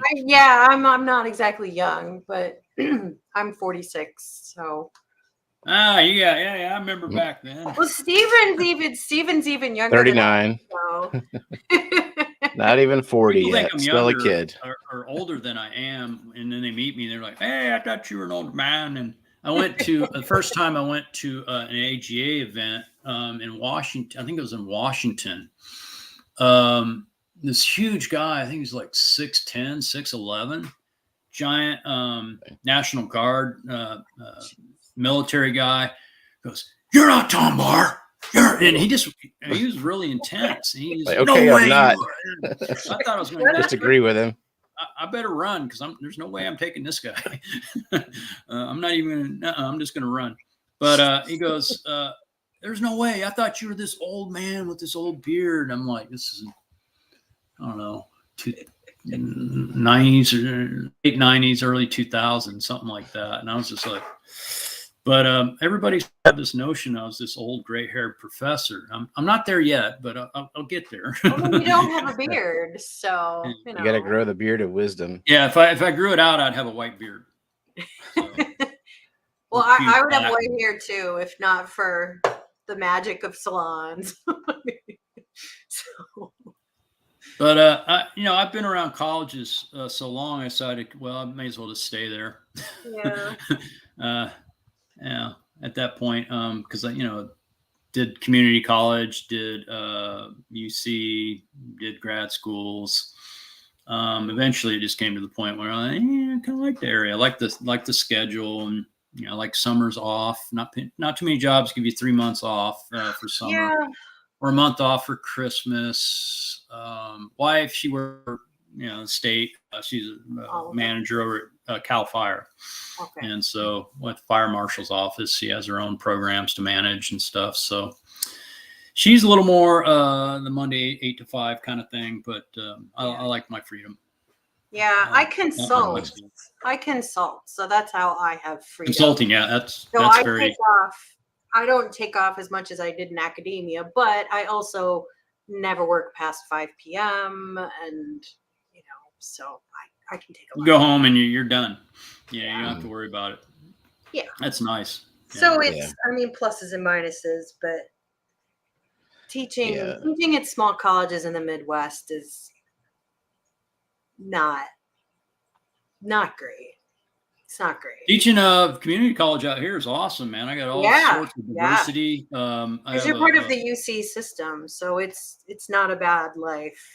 Well, I'm not with UC. I'm with like these local community colleges that have transfer agreements with UC, and so I know how, because I'm a product of that same system that you go from community college to UC. Community college is great because it saves you $50,000 to $60,000, maybe $80,000 on your 4-year degree. You transfer as a junior to UC. You just have 2 years of payments. You take the loan. You're done. You're out. You go get a job with the state as an environmental scientist. You start off around probably 60,000, go up to about 100 after 3 years.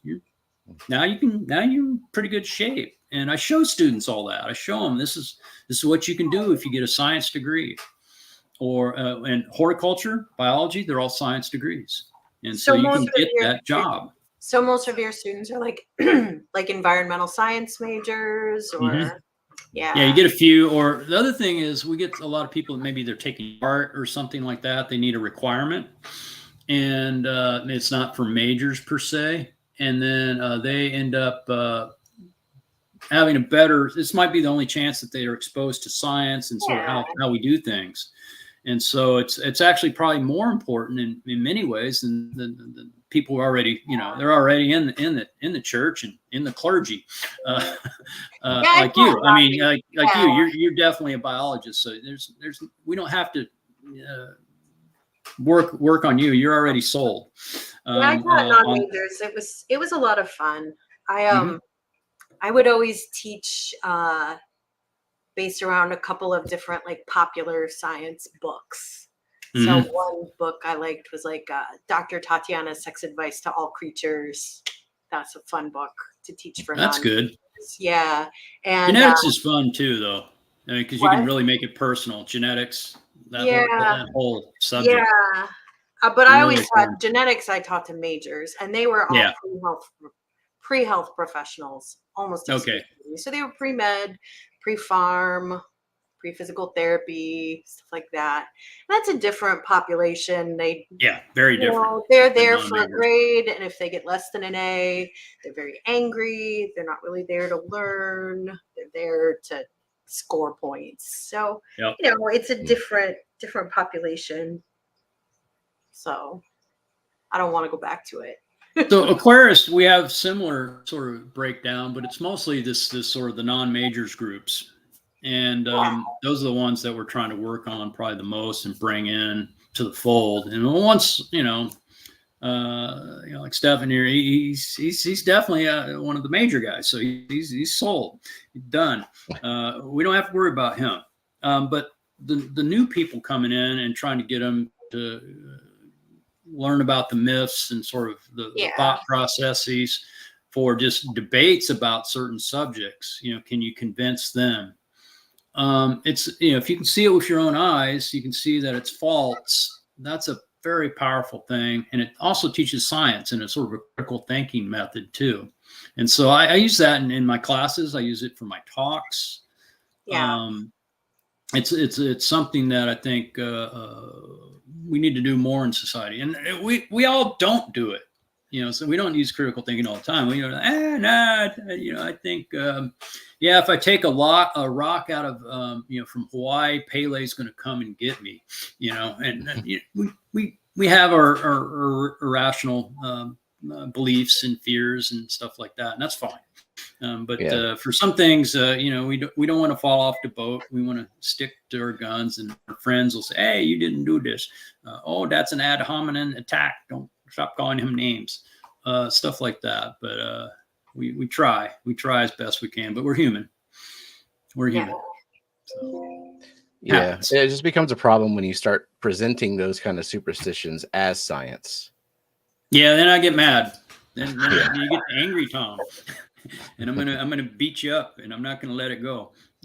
That's for some things I'm that way. I really am. Mm-hmm. So, but I still stick to the topic and try and convince people with the logic. And if they take it, awesome. If they want to stick with the belief and all that, that's up to them.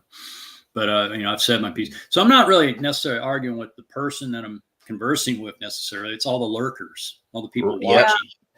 Because I joined this hobby. You win the crowd, just like they say in Gladiator. You win the crowd. You win. You win the battle. So that's sort of how science works. If we want to convince other people, the lay people, so to speak, we have to win the crowd. Yeah, I was one of those lurkers because I didn't read the stuff that you had written on forums until like a decade later that you had already written them. Yeah, and I like that stuff stays there. It's archived. It can be found. It can be read. It's just. And I was lurking on those forums back then because, back then I didn't have a digital camera. Way back in the day, so I didn't post any pictures of my tanks or anything. I would just read like, I inject CO2, but why do my tanks look so bad? And then I realized, because my KH is 22. Oh, well, okay. Not going to do RO. It's not going to happen right now. So. Well, I came from it from a very position of ignorance myself, and there wasn't any information at all. And so I didn't have a high school degree, or I had a high school diploma, and I barely got that in Bloomington High School South when I left, and Bloomington. But the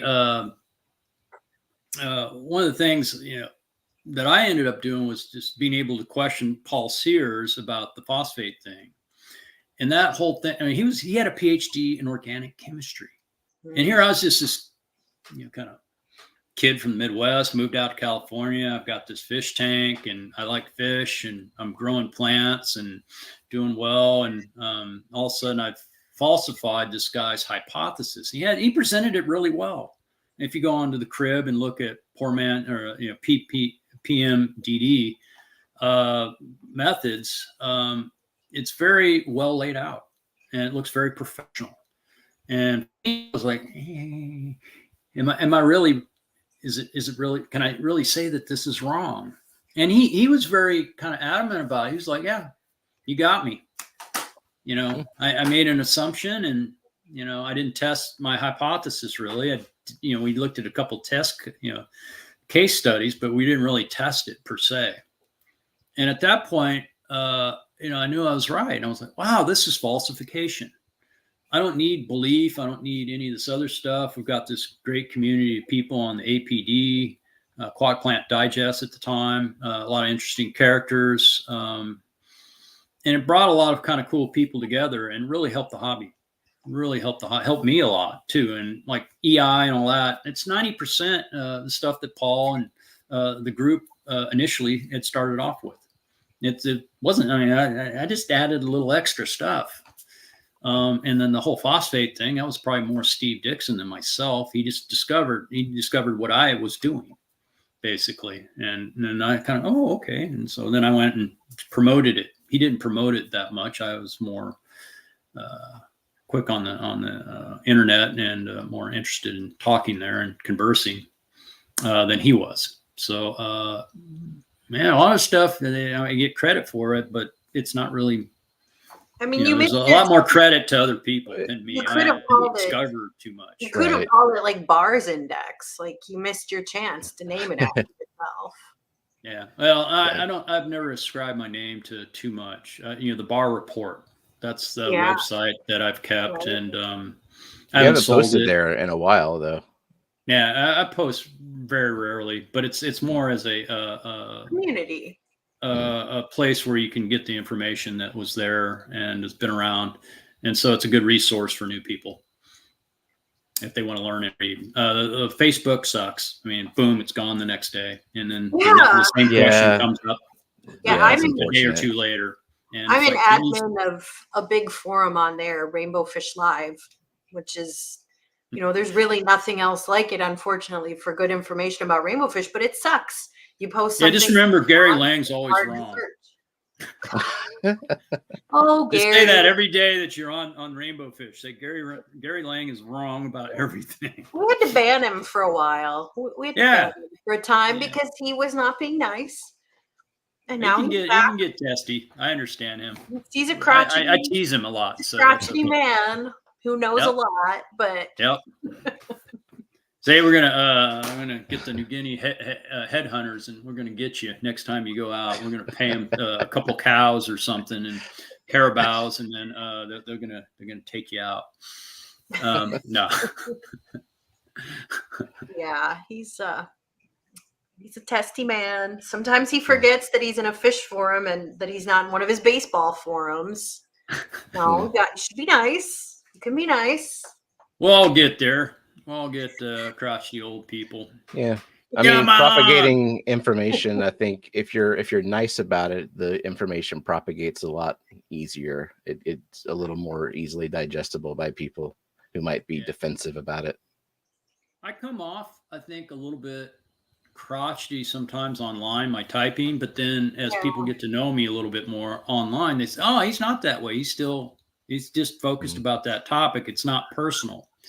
And being able to distinguish that online is very difficult versus say, just like if we talk together. And a lot of things I say, if I say it in person, it comes out very, very different than when I type it. And people take it like I get a lot of butt hurt. I'm like, no, I'm not that way. And it worked really well in person, but not a lot of things are that way. We wouldn't have a lot of the problems with discourse if it was mostly in person. Yeah, I agree. That we have. True. Yeah. I mean, this is a nice forum for Stephen and I because we have a really, as you can see, a very interactive chat. And that's good. We have regulars, we have new people, we have lurkers.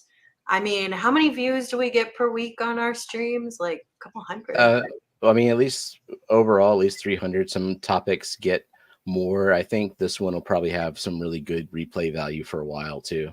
Yeah. So Stephen and I have winner fame. Yeah, there you go. No, I mean, people that are kind of testy or whatever, or crotchety, it's fun to give them a little hard time, and they end up becoming victims of social cannibalism, if you will. And it works out all well.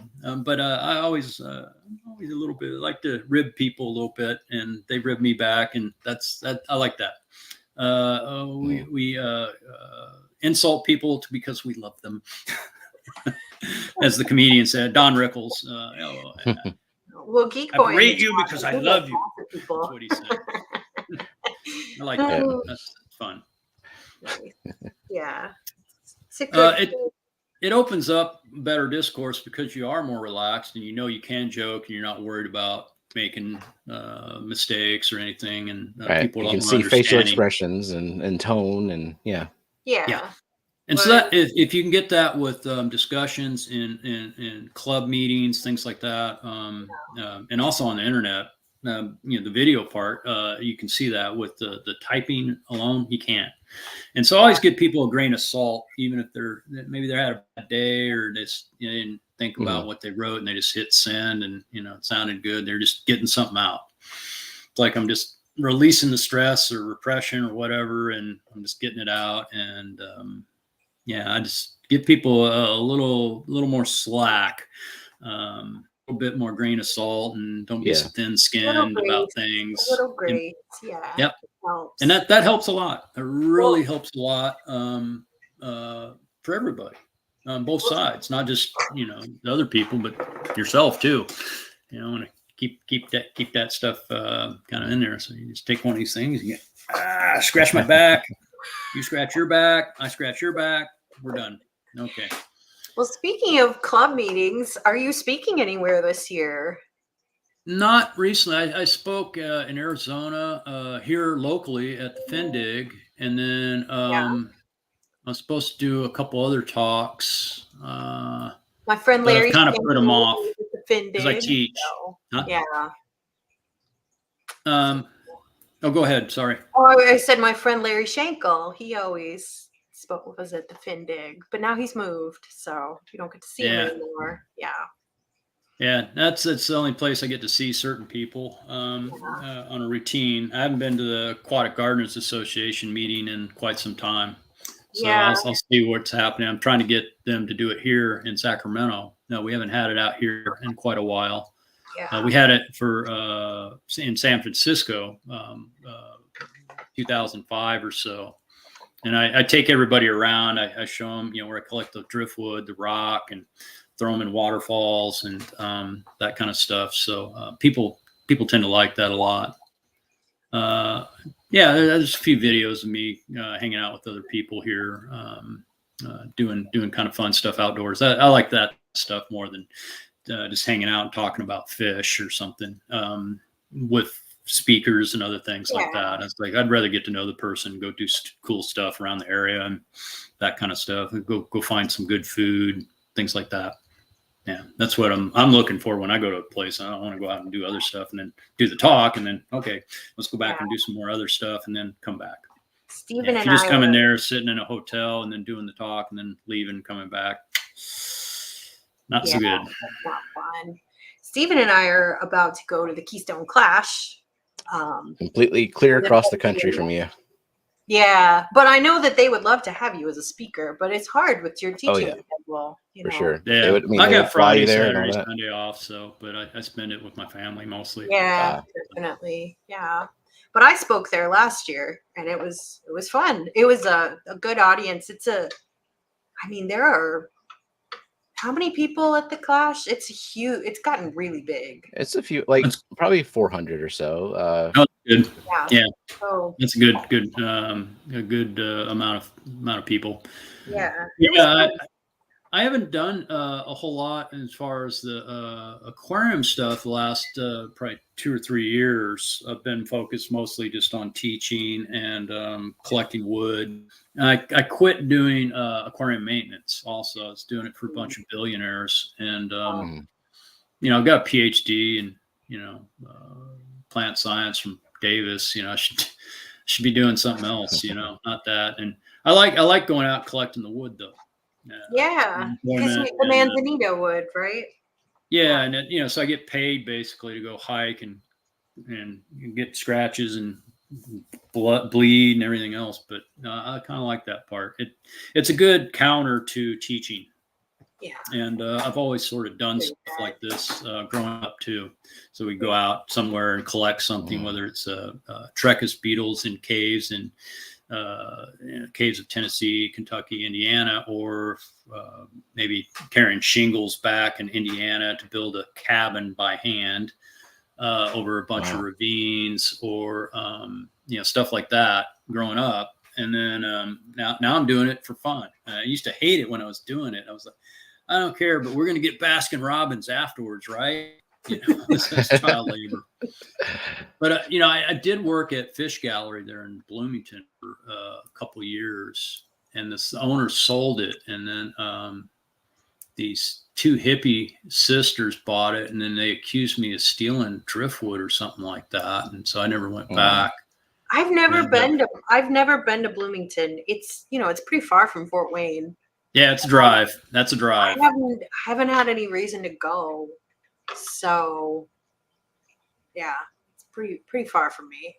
Lived in Indianapolis for a while near Broad Ripple, south of Broad Ripple, which is a pretty cool spot in Indy. That was nice. Fort Wayne was kind of, you know, you needed a car.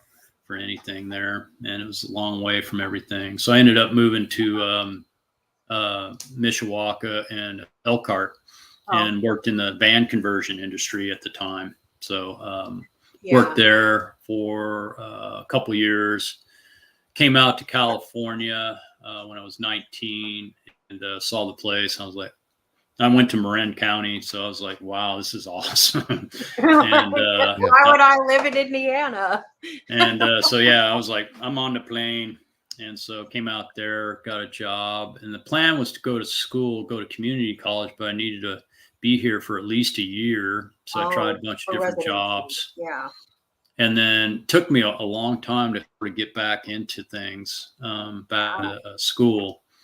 So Marin's very expensive. And I finally found cheap places there, got a decent job working as a cutter at a grocery store. And so I worked all nights and weekends and holidays, and then nobody wanted those shifts. And so then I was able to go to college and then go back. And I started off wanting to become an engineer. Actually, I got a water treatment was the first sort of courses I took, and then got certified as a water treatment plant operator, and then said, heck, I'm going to go back and just become an engineer. And as I was doing it, I was in differential equations, and I was sitting there going, I got to do at least 25 hours of homework every week. Yeah, that's a get hard through this class. Yeah. And I'll just do biology. Fuck it. I'll still have a science degree. Doesn't matter. It's way easier. Yeah. Well, my dad was a biologist, and my mom was very much a botanist. So the two of them together, it was a no-brainer. It was perfect. Easy. It was easy for me. Did they teach at IU? Dad taught at UK for 43 years. So he only had one other job, and that was with the USGS when he first got out of school. And he only had 2 jobs his entire life. My mom probably had, dozens at least, like me. I too have had lots of jobs. But the man I'm dating, he's been at Roche for like 25 years. So why would he ever leave though? Well, no, he'll never leave Roche. He's Roche for life. He's sold his soul to big pharma. So Luke wanted to know if you can hook him up with someone at AGA. Yes. Yeah, I know Luke. So I'll look him up. Not a problem. Yeah, because he needed to rest. Luke needed to rest after doing the Findig thing. It took a lot out of him, and there's a lot of stuff going on, a lot of personalities, people, business, and just a lot of hats to wear and a lot of energy to put out. So, but yeah, I'll work with him on that and put him in contact with Cheryl Rogers and some of the other folks there, the AGA, and I think Karen sort of stepped back from that. Neil Frank used to run that, also be part of that as well, but he stepped way back also. He looked old back in the 90s. Now he's ancient now. So, but we'll have to call the crypt keeper out for him. But I can definitely get folks hooked up there. But first time I've ever heard anyone say biology is easier than pretty much anything. Well, if you're an engineer, you know the pain. If you take thermodynamics, you know the pain. If you take differential equations, linear algebra, you know the pain. Biology is easier. I taught a lot of students who were biomedical engineering majors because I would teach freshman biology, and I always appreciated how they were so good at math. Oh, they were excellent. They're good at homework, everything. Everything was just on time. I never had to worry. If I would talk about like exponential growth, and I would put up some logarithms on the chalkboard. Never had to worry about the engineering majors, but the biology majors, oh God, we have to add something. Oh God. Well, you got some math degree, a degree of math and genetics too. So that's the other thing. It's a quantitative thing. If you can, everything is just times a half. Yeah, but it's not that I was smarter than anybody or anything like that. It's just I did the work. I did the work, yeah. And it's the same way with the PhD. It doesn't give me the right to say I'm smarter than anybody. Yeah, I can apply for jobs that require it. Yeah. Academic positions. I think you have a really high pain threshold with a PhD, Yeah. Yeah. It's a lot of, Yeah. No, I'm fine. Yeah. I'm Oh, fine. this failed. Oh, I'll just do it again. Oh, this failed. I'll just do it again. Oh, I'll just stand in the cold room for 12 hours extracting RNA with phenol. Oh, I have well, students I'll make do it. mistakes in my classes doing the labs. And I go, oh, great. This is awesome. Now we can do this test. And now we can compare your mistake lab procedure to this other one. And then we can compare and contrast them. And they just look at me like, I go, yeah, that's it, but it Well, works. And the other instructors there teach there, they love that attitude. And I always say, you know, the students will come up, ask me a question. I go, I don't know. Let's find out. yeah. Yeah. I do that a lot because I'm not going to give them the answer. And but I don't know. But here's how so I just assume I don't know anything. I'm like Sergeant Schultz from Hogan's Hero. I know nothing. You know, We always he's ask worried them, about. what do you think? What do you think? Yeah. If they ask you a question, I ask, what do you think? What is your what- guess? Yep. It's okay So it to be works. wrong. It's Works okay. well though. Works well for teaching. I had a teacher like that. So it's using that Socratic method. I don't know anything. Let's see what we can figure out. Mm. Yeah. So, Snoochie Booch wanted to know if you fish with a rod and reel in California. That I do. I love me some alpine trout. It's a very tasty because you're starving up there on backpack trips, and fresh meat is very welcome. So I really like it. We have a really pretty trout here, a native one. Golden trouts are native freshwater fish, and it is a very pretty, interesting trout. They tend to be pretty small. I was thinking of doing a native California golden trout bio in my 255, and yeah, but that would be fun. Yeah. I can get the fish, but they're not easy to get, and you need to know people to get them.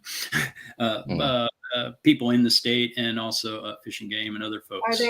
Are they threatened, or are they endangered, or? They have a very small distribution, mostly in the Kern River Valley.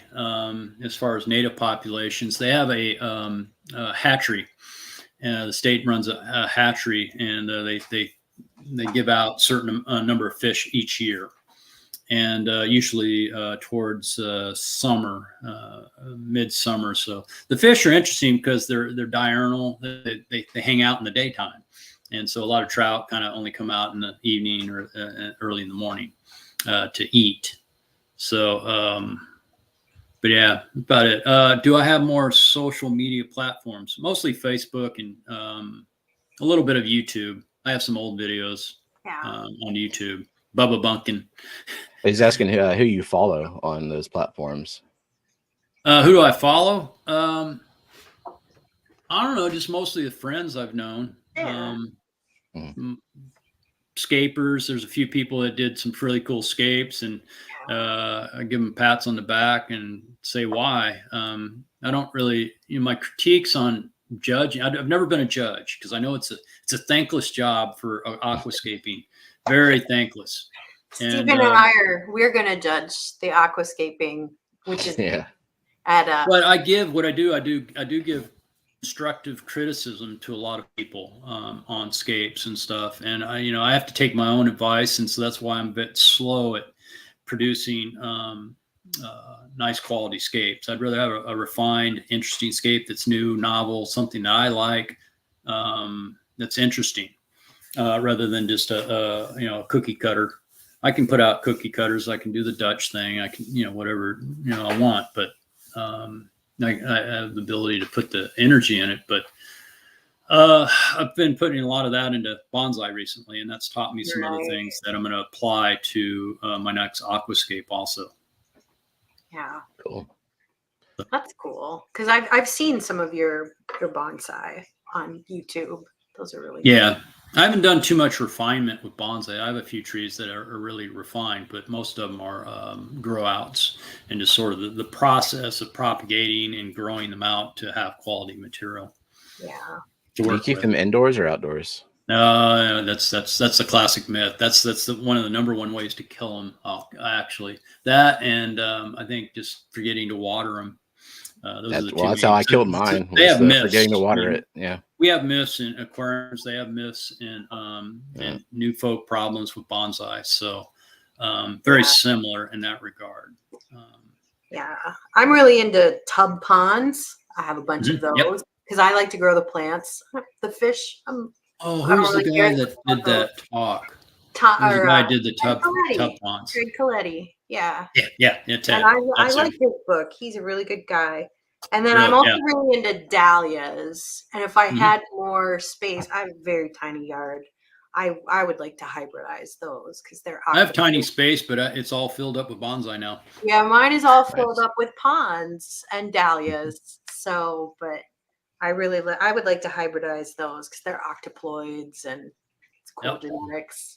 So, but winter is very long and dreary here. So it's nice that I have my tanks. So I have green indoors, and then I have my hydroponic walls too. Yep, those are great. You can connect that up to the fish tank and They are connected, dribble. yeah. So that's fun. Mhm. But during the summer, I have to enjoy my short growing season while I have it. So I have terrariums too. Those are fun. But Yep. yeah, I'm not into house plants because I have cats. They'll just Destructive. destroy them. But Steven, he has many, many tanks. So that is his entire plant fix. He has one pond, but you don't want to go outside ever. So Well, I mean, right now it's all right, but we have he's in long, hot, Louisiana. humid, hot summers. So limited outside time in the summer. Yep, I Yeah. remember living in Florida. Summers, August in Florida, and Brutal. 20 different things trying to suck my blood. Yeah, that too. Yeah. Fire ants, no-see-ums, chiggers. Those are the worst. And deer flies were particularly bad where I went many times. And what else? Oh God. Well, a mosquito. That's kind of like the last thing on the list. But there's so many things that could bite and kill you there. It was great. Summers in Louisiana are pretty nice, so I can't complain. Yeah. Mhm. California, we got mosquitoes, but that's probably about it. I got bit by a scorpion last year, but I probably killed it or something, or did something to it. It got me on the foot and didn't hurt too much at the time. I think it sort of like half got me, and didn't do too much damage. But it formed this gnarly swelled foot about a day later. And it took a while to get rid of that. Like one of those things. I mean, it happened in my driveway, not up in the mountains collecting wood where the thing actually had come from. And I was just down looking, and something crawled across my foot, and I saw it run off, and I probably stepped on it weird or something, and it got me. It went through the shoe a little bit, but not fully. If it had been just raw foot, like flip flops or something, no, it would have hurt. But it got me. It's just the common one, so it wasn't too bad. It wasn't the really gnarly ones. So someone asked from the chat if you were from near the city of Visalia. Yeah, Visalia. No, that's down near Fresno. I'm up near Sacramento. So you're about a 3.5 hour drive up 99. Not a fun drive. California is a big state, so 3 hours in the Central Valley, lots of trucks, lots of chaos on the freeways. So how far from the ocean are you? 90 minutes, less than that, about an hour if you want to get to saltwater, but it's the Bay Area.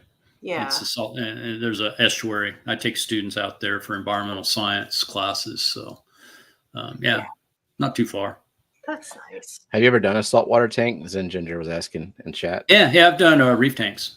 Yeah, I've done just fish only tanks too for clients, but I've done reef tanks. I didn't do LPS. I did the SPS, and did quite well. Yeah, liked it. But I just I've got a lot of things going. So until I get those regular planted tanks going, and I've got the bonsai, I've got carnivorous plants, I've got family teaching, a lot of stuff on my plate. So Are and I you- got a lot of stuff I still need to get done. I got, before I get too old, can't climb that mountain or Yeah, Mhm. that's mountain right. biking or something. Are your kids into tank? Are they into aquariums? Yeah, they've been into it, but it's kind of like, oh, it's a nice thing to look at. They're not particularly interested in it per se. It's like, oh, no, I don't want to go there. Yeah, he's going to collect wood or he's going to collect rock or something. As far as, macroalgae, I've done a lot of stuff with that, with marine macroalgae. Zen Ginger there asked a question. Yeah, you can look on Reef Central. There's a macroalgae group there, subforum, and I had a bunch of stuff there back in around 2002 to 2004. Whole boatload of stuff. I taught. I was a TA there and taught pre-med students, kind of like you, but independently. We had a really good